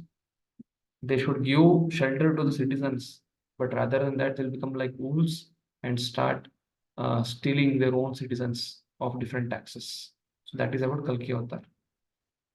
So Brahma now summarizes everything. Sarge tapoham rishyo navaye prajesha stane tadharma makamanva amaravanishah antitva dharma haramanyu vasasuradhya maya vibhutaya imam purashakti bhaja. So in this verse, Brahma is telling creation has begun by tapa. The maintenance takes care because of tapasya, and destruction, for that also what is required? Tapasya. And how creation is done? By Brahma with all the Prajapatis. How maintenance is done? By Vishnu with all the demigods. And how destruction is done? By Lord Shiva with other atheistic people. Okay, so next devotee can read this translation. We'll now quickly go next 12-13 verses. Try to cover quickly. So whose turn to read? Hare Krishna. At Yes, the beginning Guru. of creation, there are penance, myself, and the Prajapatis, the great sages who generates them during the maintenance of the creation. There are Lord Vishnu, the demigod with controlling powers, and the kings of different planets. But at the end, there is a irreligion, and then Lord Shiva and the atheist full of anger, etc. All of them are different representative of the manifestation of the energy of this supreme power, the Lord.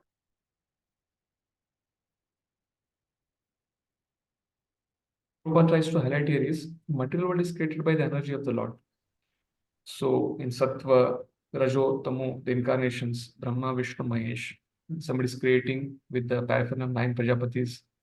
Then maintenance is done by devotional service with different demigods for Lokapalas. The wind-up is done by Lord Shiva with his Tandav Nitya. But all this Brahma, Vishnu, Mahesh, they are different manifestations of Supreme Lord Krishna. Like Bhaktivinoda Thakur very nicely elaborates in Tumi Sarveshwareshwara Vrajendra Kumara. The whole song Bhaktivinoda Thakur speaks about this concept, which is spoken in 39th verse here. Yes, Prabhu, you can read the blue highlighted position. Blue. Hare Krishna. Ultimately, the material creation is but a temporary manifestation meant to give the chance of liberation to the conditioned souls who are entrapped in the material world, and one who develops the mode of goodness under the protection of the Lord Vishnu has the greatest chance of being liberated by the following the Vaishnava principles and thus being promoted to the kingdom of God, no more to return to this miserable material world. Yes.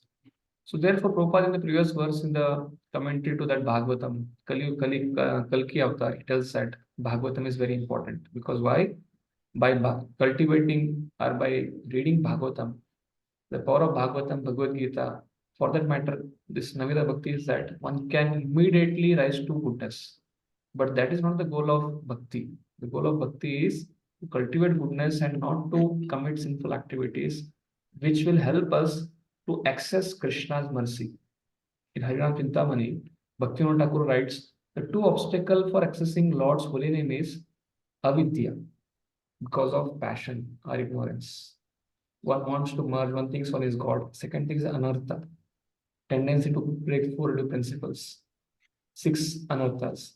Therefore, but in goodness, one knows things as they are, and one can easily follow the 4 new principles, can rise above the anarthas. Therefore, he can access the holy name purely and rise above this material consciousness and go back to God. विष्णुर्नुवीर्य गणनां कथाम् अर्हतीह य पार्थिवानि कविर्विममे रजांसि चष्कम्बयस्वरः ससा लता त्रिपृष्ठं यस्मात् त्रिसम्य Sadananda उरु कम्पयानाम्. Yes. Next devotee.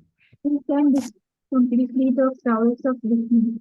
Even the scientists who might have counted the particles of atoms of the universe cannot do so, because it is Vishnu who is only who is in form of Trivikrama, move his leg effortlessly beyond the topmost planet Satyaloka, up to the neutral state of the 3 modes of material nature, and all planets were moved. The section which is coming now is Lord is so great that one cannot understand him. But how we can glorify him? So Prabhupada writes, takes a twist to it, telling that Anantashish cannot glorify, but the material scientists, they think that they can find existence and they think that God doesn't exist. So Prabhupada writes, Lord is Trivikrama, because once in his incarnation of Vamana, he expanded his leg beyond the highest planetary system, Satyaloka, and reached the neutral state of mode of goodness, modes of nature called the covering of material world, basically from where the Virja river comes.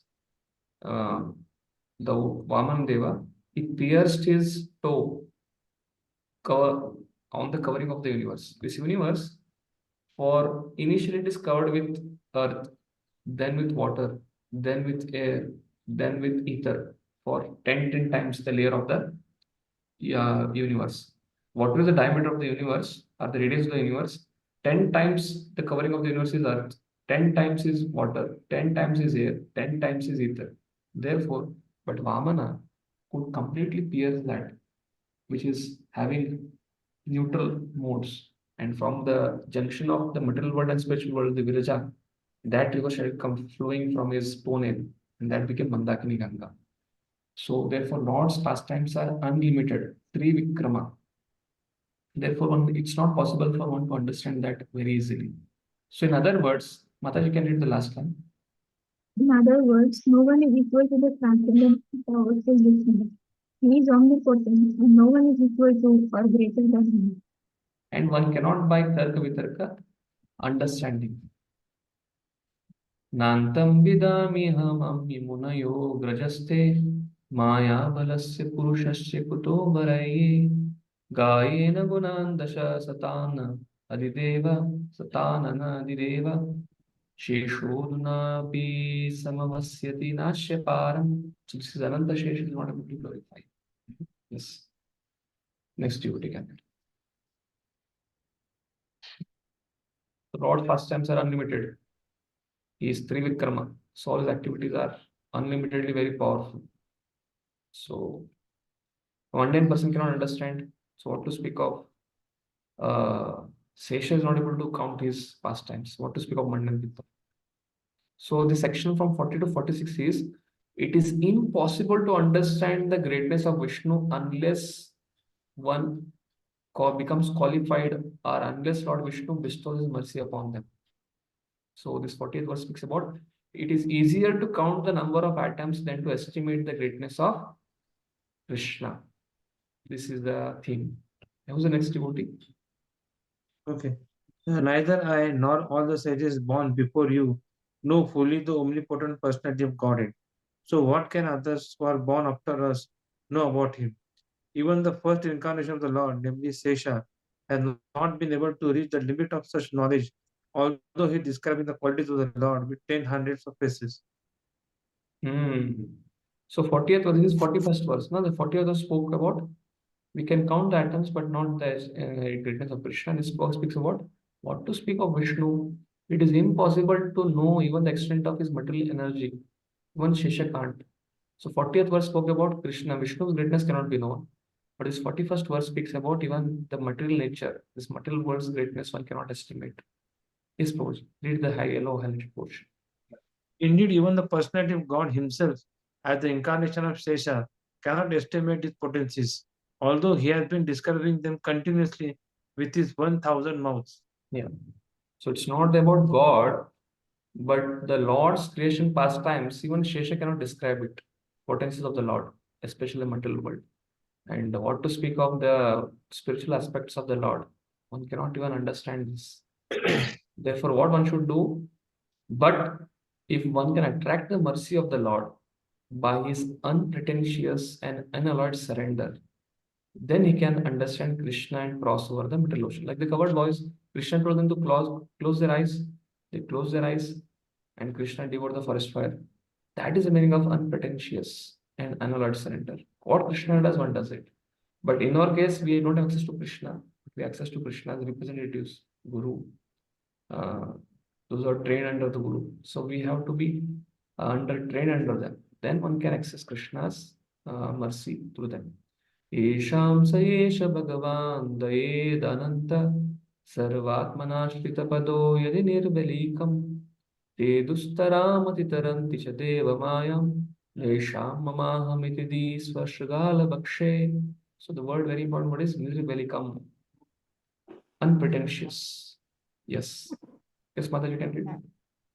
But anyone who is specifically favored by the Supreme Lord, the personality of Godhead due to unalloyed surrender unto the service of the Lord, can overcome the insurmountable ocean of illusion and can understand the Lord. But those who are attached to this body, which is meant to be eaten at the end by dogs and jackals, cannot do so.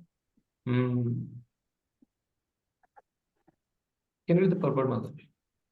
The unalloyed devotees of the Lord know the glories of the Lord in the sense that they can understand how great the Lord is and how great is his expansion of diverse energy. The materialistic have many branches of philanthropic and altruistic activities from a political, national, and international angle of vision, but none of the field work can go beyond the jurisdiction of the misconception of identifying the material body with the spirit soul. Unless there is knowledge of God, all advancement of material civilization, however dazzling, should be considered a failure. It is called as a decoration of a dead body. So only bhaktas can understand Lord's material energy, Lord's spiritual energy, but those are attached to this body, they can't even live in this life. Therefore, those who are attached to the spiritual body can hardly enter the realm of the signs of Godhead, because they're always busy in the bodily conception of life, for working for the welfare of the material body, for the children, king's man. So basically, whatever knowledge they cultivate, it's called as avidya. But avidya itself is not enough. One has to cultivate avidya with vidya. Like Vishnu says, Vidyamsha avidyamsha yastad vedobhamsa avidyamsa mityam titva vidyam amrutam ashnute. But to get liberated, that vidya is we have to take care of body. That's true, avidya. But along with that, if we don't know where we are going in our life by cultivating spiritual knowledge, then we can take care of body very nicely, but we can't get rid of the cycle of birth and death. So 43, 44, 45, 46. These verses speaks about the great personalities, including Brahma, who were successful in attracting Krishna's mercy. So 40th verse spoke about Krishna's glories cannot be understood. What to speak of Krishna's glories? 41st verse spoke about even Lord Krishna's material manifestation cannot be understood by Ananta Shesh. What to speak of mental scientist? But how they can be understood? Only when Krishna becomes merciful. So 43, 44, 45 is a list of those mercy who have been near Velaikam and they have rendered unalloyed devotional service to Lord Krishna. Who are they? Vedahamanga Paramasya hi yogamaya Yuyam means Narada. Bhavascha Bhagavan Ata Daitya Varya. Yuyam means Narada. Bhavascha Bhagavan Ata Daitya Varya matlab exemplary among the demons. Prahlad Maharaj. Patni Mano Samanus Chatad Atmajascha. Patni. Whose Patni? Mano. Swayambhu Manu. His Patni Satarupa. And Cha Manus Tad Atmajascha. Who are they? They are Akuti, Prasuti, Devhuti, Priyavrat, Uttanapa. The whole family lineage. They could achieve the mercy. Prachina Bari, Prabhur Angat, Uta Druvascha, Prachin Bari, 4th canto. And there is Anga Maharaj.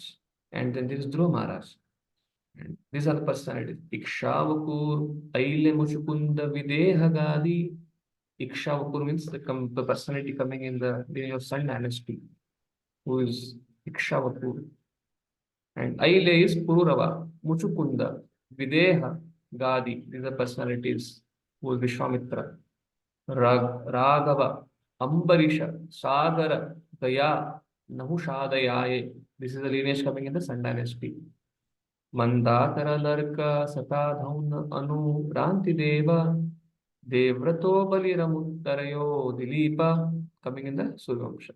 Shobari Utanka Shivideva Lapippalada, Shobari Utanka Shivideva Lapippalada, Sarasvatodva Parasara Burishena, Yene, Vibhishana Hanumat, Upendra Datta, Partha, Arshtisena Vidura Shutadeva Maria. So this is a list of personalities because of their unpretentious and unalloyed devotion, they could access the mercy of the Lord. Yes, next devotee can read the translation. Translation: O Narada, although the potencies of the Lord are unknowable and immeasurable, I still know how he acts through his Yogamaya potencies, and similarly, the potencies of the Lord are also known to you, to the all-powerful Shiva, to the great king of the atheist family, namely Prahlad Maharaj, to Swayambhu Manu, his wife Shatarupa, and his sons and daughters, namely Priyavrata, Uttanapad, Akuti, Devahuti, and Prasuti, to Prachina Barhi,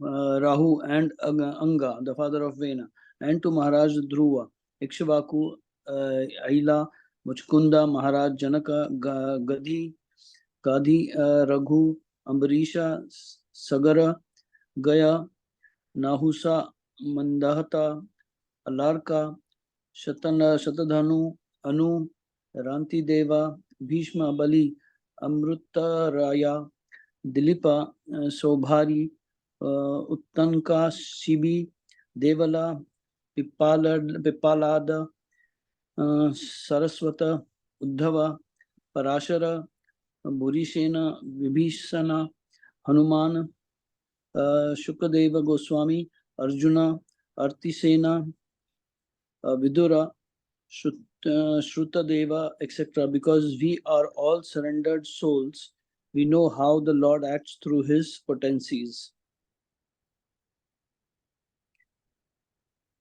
Portion you can read, Puji.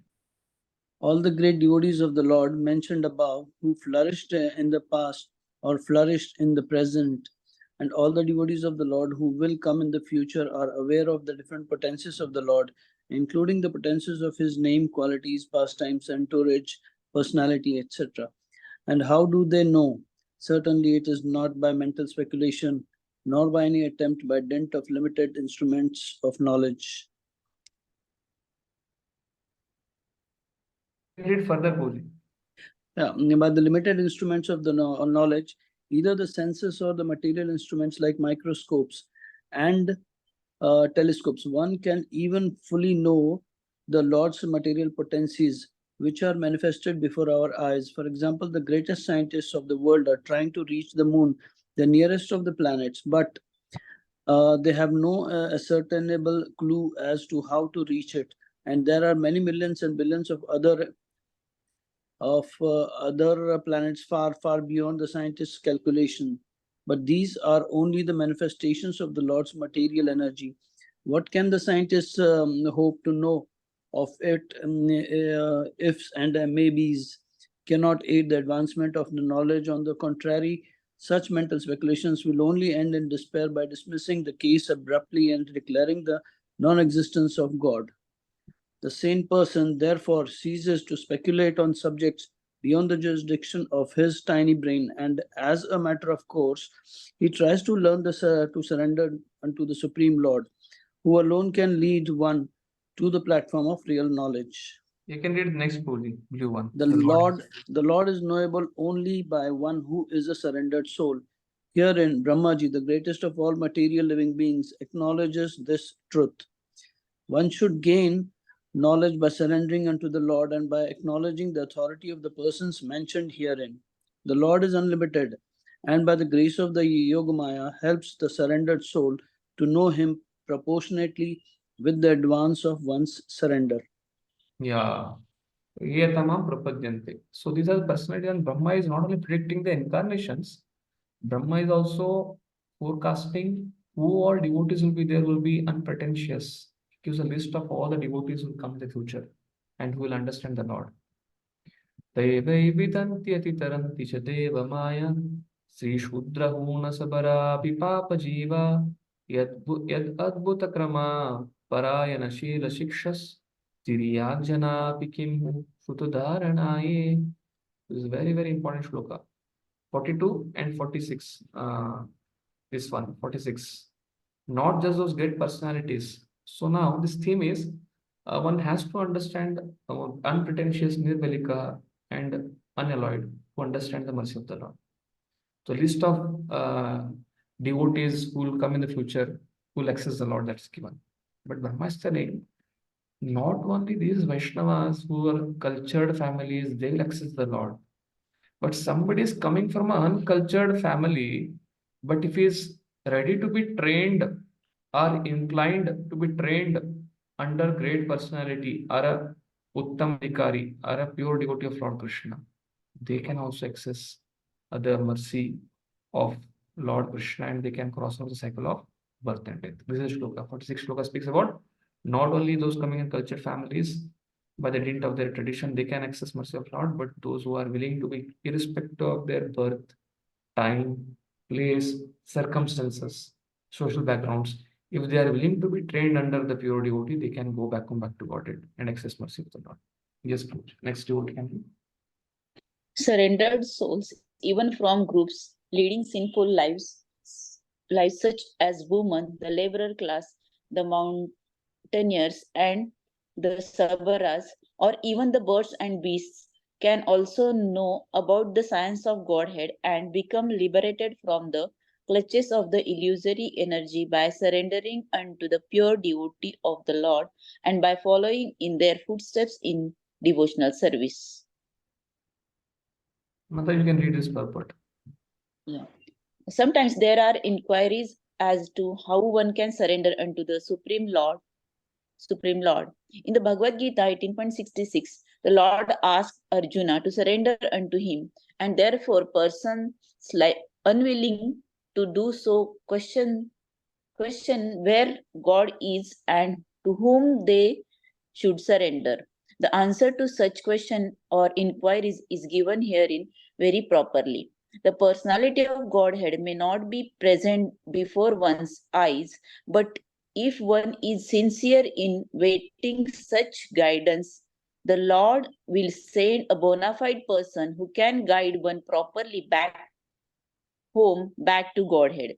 There is no need of material qualifications for making progress on the path of spiritual realization. In the material world, when one accepts some particular type of service, he is required to possess some particular type of qualification also. I have to read directly a green one? Yeah. So without this, one is unfit for such service. But bhakti doesn't need any qualification. Yes, Mother, you can read next green part. Okay. A sinful soul cannot approach the Lord directly, but such a sinful man can very easily approach a pure devotee of the Lord. And if one agrees to put himself under the guidance of such a devotee of the Lord, he can also understand the science of God and can also become like the transcendental pure devotee of the Lord and thus get his liberation back to Godhead, back home for eternal happiness. So realization of the science of Godhead and relief from the unnecessary, useless struggle for existence are not at all difficult for the willing candidate, but they are very difficult for persons who are not surrendered souls, but who simply speculate without any profit. Yeah, this shloka specifically speaks about the appearance of Srila Prabhupada. Because Prabhupada was a personality who, from diverse backgrounds of material life, coming from simple background, he brought them to Krishna consciousness and trained them and made them pure devotees. So we don't know the background, but this specific shloka, the 10 predictions of Srila Prabhupada from Vedic literature, this one of the shloka is also highlighted in that, telling about how a spiritual master can elevate a living entity to the pure devotional service. So now what is being spoken here is, to access the Lord, we have to become nirvelikam, unalloyed. Fine, list of people. If one is not at that level, if somebody surrenders to a pure devotee, then they can be qualified. And now what is 47, 48, 49 onwards, it speaks about Brahmeti, Paramatmeti, Bhagavaniti Shabdati. Vadanti Tattva Vedasattvam, Yajnanam Advayam. It is non-dual absolute truth. Some accept it as Brahman, Paramatma, Bhagavan. So this basically speaks about the Brahma, Brahma Jyoti. Shashvatam Prashantam Abhayam Pratibodhamatram Shuddham Samam Sadasat Paramatma Tattvam Shabdona Yatra Purukarakava Kiryarto Maya Paretya Vimuke Chavilajamana Tadvai Padam Bhagavata Paramasya Pumso Brahmeti Yadvidur Ajasra Shukam Vishokam. So Brahmeti, Paramatmeti, Bhagavaniti, Shabdate. Yes. Next devotee can. Translation by Srila Prabhupada. Srila Prabhupada ki jai. What is realized as the absolute Brahman is full of unlimited bliss without grief. That is certainly the ultimate phase of the supreme enjoyer, the personality of Godhead. He is eternally void of all disturbances and fearless. He is complete consciousness as opposed to matter, uncontaminated and without distinctions. He is the principal primeval cause of all causes and effects, in whom there is no sacrifice for fruitive activities and in whom the illusory energy does not stand. Purport: the supreme enjoyer, the personality of Godhead, is the supreme Brahman or the Samam Brahman. Because of his being the supreme cause of all causes, the conception of impersonal Brahman realization is the first step. Due to his distinction from the illusory conception of material existence. Yes.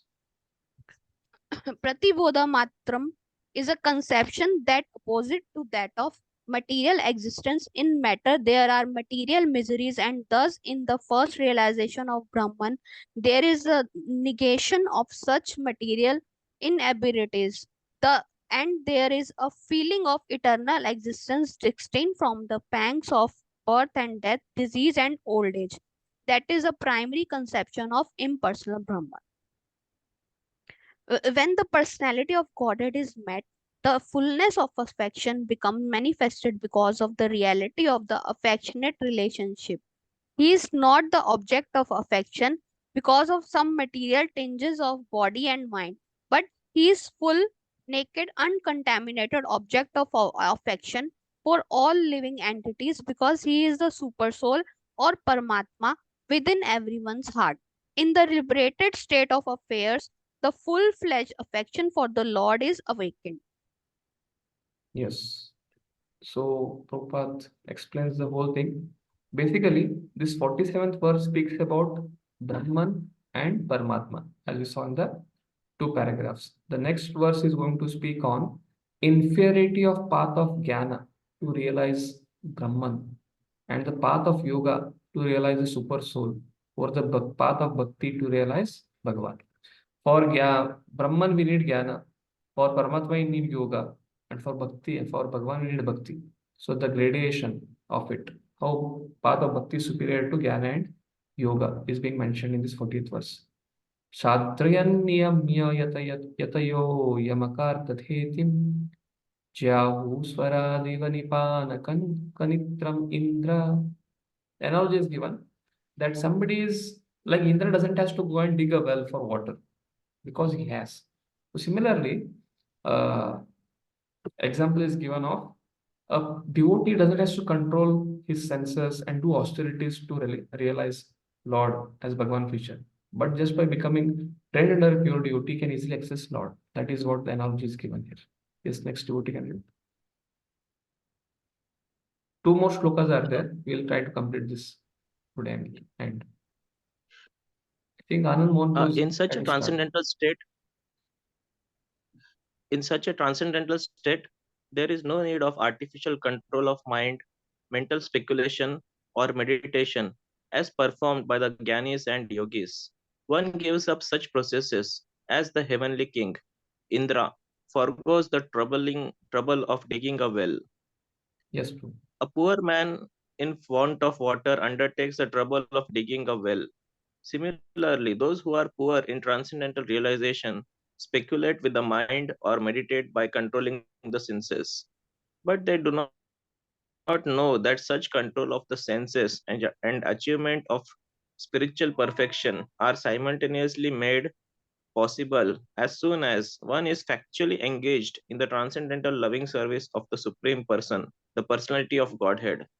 It is for this reason that the great liberated souls desire to associate for hearing and chanting the activities of the Lord. Because they are factual, because they are factually engaged in the transcendental loving service of the Lord. The Lord's pure devotees have already achieved the results of mental speculation and meditation. The real perfection of life is therefore to be engaged in the transcendental loving service of the Lord. Yeah, so in between, Prabhupada speaks about that Indra. Indra doesn't have to dig a well. So similarly, the impersonalists and the monist, the activities what they do, the bhaktas don't have to do. So bhaktas can eat, dance, sing, enjoy life, and go back to Godhead because they've been blessed by the Lord because of bhakti, practice of bhakti yoga. Shashreyasamaphi vibhur bhagavan yatosya bhavasvabhavihitasya sata prasiddhi देहे स्वधातु विगमे अनुविश्चिर्यमाने व्योमेव तत्र पुरुषो न विशिर्येत यः अजः. So this 49th verse speaks about even for achieving the perfection of the other paths. The last sloka spoke about jnana and yoga. It's troublesome. And devotees don't have to do such troublesome process for realizing Lord because they have taken shelter of the Lord and pure devotee. But what to speak on the other hand, by jnana, a jnani cannot achieve perfection. By yoga, the Ashtanga yogi cannot achieve perfection. He has to connect bhakti for achieving perfection in that. So even for achieving perfection in the jnana path and yoga path, a jnani or a yogi has to encompass the component of bhakti towards Bhagavan. That is important. Without that, even the jnani and yogi cannot become successful. Yes, next devotee. Translation. The personality of Godhead is the supreme master of everything. The personality of Godhead is the supreme master of everything auspicious because the result of whatever actions are performed by the living being in either the material or spiritual existence are awarded by the Lord. As such, he is ultimate benefactor. Every individual living entity is unborn, and therefore, even after annihilation of the material elementary body, the living entity exists exactly like the sky within the body. Purport. As long as the living entity is in the material existence, actions performed by him are rewarded in the next life or even in the present life. Similarly, in his spiritual life also, the Lord rewards his actions by giving him the 5 kinds of liberation. Even the impersonalist cannot achieve the desired merging into the existence of the Supreme without being favored by the Supreme Personality of Godhead. It is the duty of everyone, therefore, to worship devoutly only the personality of Godhead to achieve the desired goal. The impersonalist, instead of speculating or meditating, can directly execute the routine devotional service of the Lord and thus easily obtain the desired goal. The devotional service of the Lord involves 9 transcendental processes such as hearing, chanting, and by performing such easy and natural devotional services, the devotees achieve the higher perfectional results. Results far superior to merging into the existence of Brahman. The evolution of the material body is due to the desire of the living being. In other words, according to the desire of the living being, the material body develops. So, from the spirit soul, the material body comes into existence, generated from the living force. Similarly, the living being is eternal. He exists just like the sky within the body. And by the direction of the Lord, because he is ultimate benefactor, the living entity is at once awarded the necessary spiritual body, befitting his association with the Lord in the manner of Sarupya, feature equal to the Lord's. Salokya, facility to live on the same planet as Lord, and Sarishti. Sarashti, position of the opulence equal to the Lord, and Samipya, personal association with the Lord. The Lord is so kind that even if a devotee of the Lord cannot fulfill the complete course of devotional service unalloyed and unconditionally, uncontaminated by material association, he is given another chance in the next life by being awarded a birth in the family of devotee or rich man, so that without being engaged in the struggle for material existence, the devotee can finish the remaining purification of his existence and thus immediately after relinquishing the present body, go back home, back to Godhead. Yes, Prabhupada says, in this connection, detailed information is available in Bhagavad Sandarbha. Once achieving the spiritual existence, the devotee is eternally situated there, as already discussed in the previous verse. So basically, even karmi wants material benefit, he has to add karma mishra bhakti. And then even a jnani wants, he has to do jnana mishra bhakti so that he gets perfection. So that is what if. It's not that akama, sarvakama, mokshakama, udarene, tivrena bhakti yogena irte purusham param. So then they will get a blessings. Soyam tebihitastata Bhagavan Vishwabhavanah Samasena Harirnanyat Anyasmat Sadasacchavet. So Brahma is telling, so Narada, So anybody from diverse backgrounds can easily accept bhakti. Even a yogi, even a karma kind of person, even a bhakta can easily access if he does bhakti. So what you should do, you should glorify whatever I have told. This Bhagavatam Purana would explain it. Please glorify the Lord Hari. And the 50, 51, 52, he says that this Bhagavatam has to be spread everywhere. Yes, next devotee can read this translation. My dear son, I have now explained in brief the Supreme Personality of Godhead, who is the creator of the manifested words. Without him, Hari, the Lord, there are no other causes of phenomenal and numinous existence. Yes. So Lord is untouched by matter. This shloka speaks about. Yes, Prabhu, can you read this green? This does not mean, however, that the Lord himself is distributed impersonally. He is aloof from all these incarnations of the Interactions. interactions of the external and marginal potencies. Yes. One should not deprecate the Supreme Lord for the creation of this miserable world, just as one should not blame the king for creating a prison house in the government. The prison house is a necessary institution of the governmental establishment for those who are disobedient to the laws of the government. Similarly, this material world full of miseries is a temporary creation of the Lord for those who have forgotten him and are trying to lord it over the false manifestation. He, however, is always anxious to get the fallen souls back home, back to Godhead. And for this, he has given so many chances to the conditioned souls via the authoritative scriptures, his representatives, and personal incarnations also. Since he has no direct attachment to this material world, he is not to be blamed for its creation. Yeah, because Brahmaji is telling to Narada that Lord is the efficient cause, Lord is the material cause.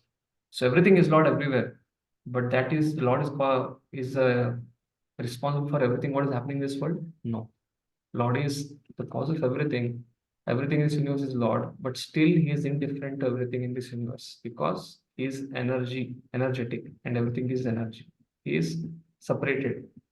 Idam bhagavatam nama yanme bhagavatoditam sangrahoyam vibhutinam tvam vipuli kuru.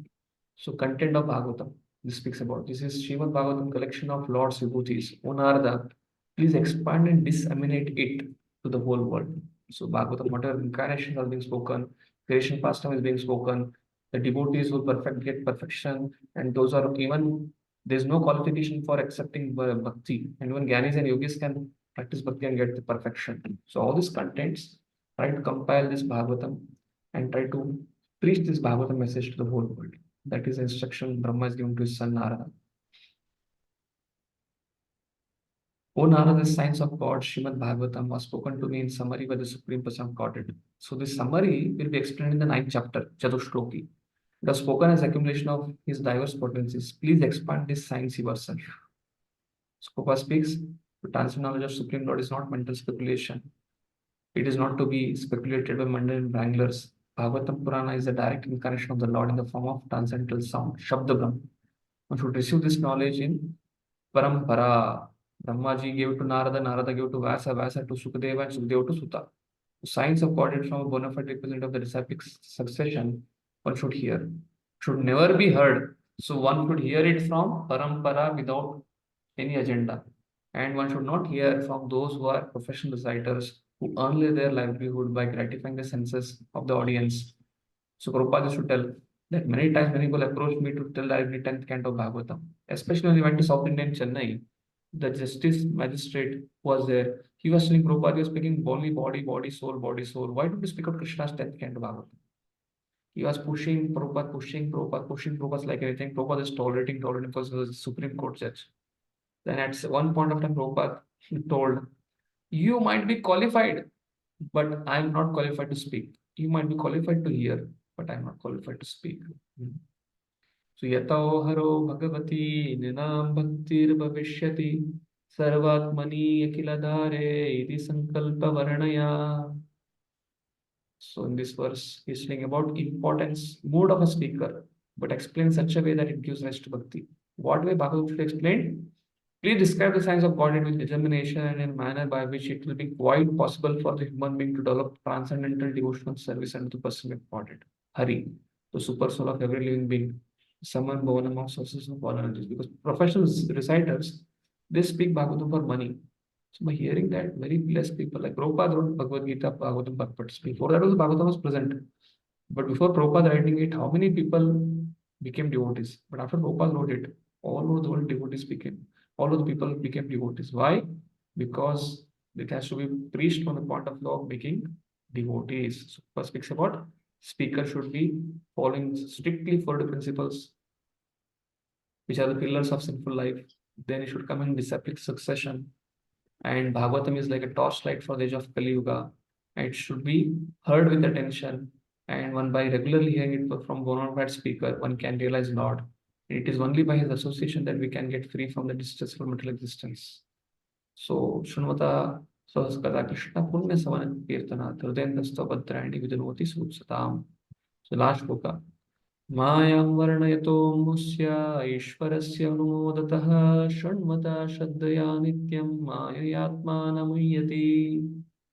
So, along with hearing the Leelas of the Lord, it's very important to hear his creation pastimes. The Lord's activities in association with his different energies, material energy, should be described, appreciated, and heard, not only spiritual, not only marginal, even external, in accordance with the teachings of Supreme Lord. If this is done regularly with devotion and respect, one is sure to get out the illusory energy of the Supreme Lord. So it should not become sentiments or fanatics. Prabhupada saying here that factually the Lord's activities in relation to external energy and the internal energy are equally good, because external energy, the source is Krishna. The internal energy, the source is Krishna.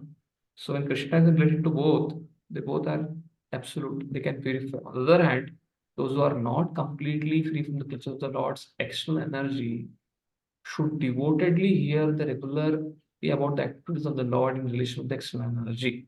जब तक हम शुद्ध भक्त नहीं बनते हैं, तब तक हमको भगवान के कार्य सृष्टि, कारण सृष्टि के बारे में सुनना चाहिए. हमको तुरंत रासलीला के चैप्टर पे जंप नहीं करना चाहिए, उसको पढ़ना नहीं चाहिए. But one should also hear about the Purusha Avtaras. But a pure devotee knows that there is no difference between the Lord's rasalila pastime and his pastimes of the creation, maintenance, and destruction led by the Purusha Avtaras. Rather, the description of such activities of the Lord as those performed by the Purusha Avtaras are specifically meant for persons who are in the clutches of the external energy, like me at least. Okay, so by reading and hearing Srimad Bhagavatam as a scientific presentation, the conditioned souls will gradually be promoted to the higher status of transcendental knowledge after being freed from the illusory energy based on sense enjoyment. So one should understand Lord's greatness before entering his Lord's sweetness. So therefore, first canto, second canto, third canto is very important. Unless otherwise we assimilate it, understand it, we should not just be reading very, very sweet pastimes. We should read those, but with understanding the same sweet Lord as Krishna and Rama, he has been becoming the Purusha avatar and trying to become Karmadaksha Vishnu, Shivadaksha Vishnu, Garbhadaksha Vishnu, and doing all these tremendous activities. Then we can understand their sweetness. Okay, so here you conclude the incarnations of the Lord. So next section again, Parikshit Maharaj is going to ask question to Sukadeva Goswami, and further creations will be explained. Chatushloki will come, like Brahmasli, Chatushloki, Bhagavatam was given to me by the Supreme Lord in the form of Chatushloki, 4 verses, 9, 2.9.33, 34, 35, 36.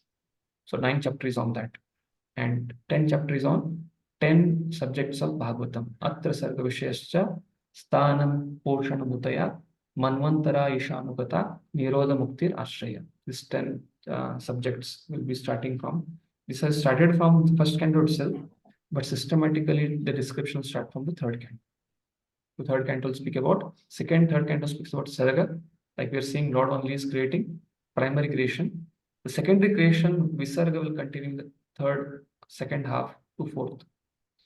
And Brahma creating Mano, Saturupa, Uttanapa, Asuti, Prasuti, Devoti, secondary creation.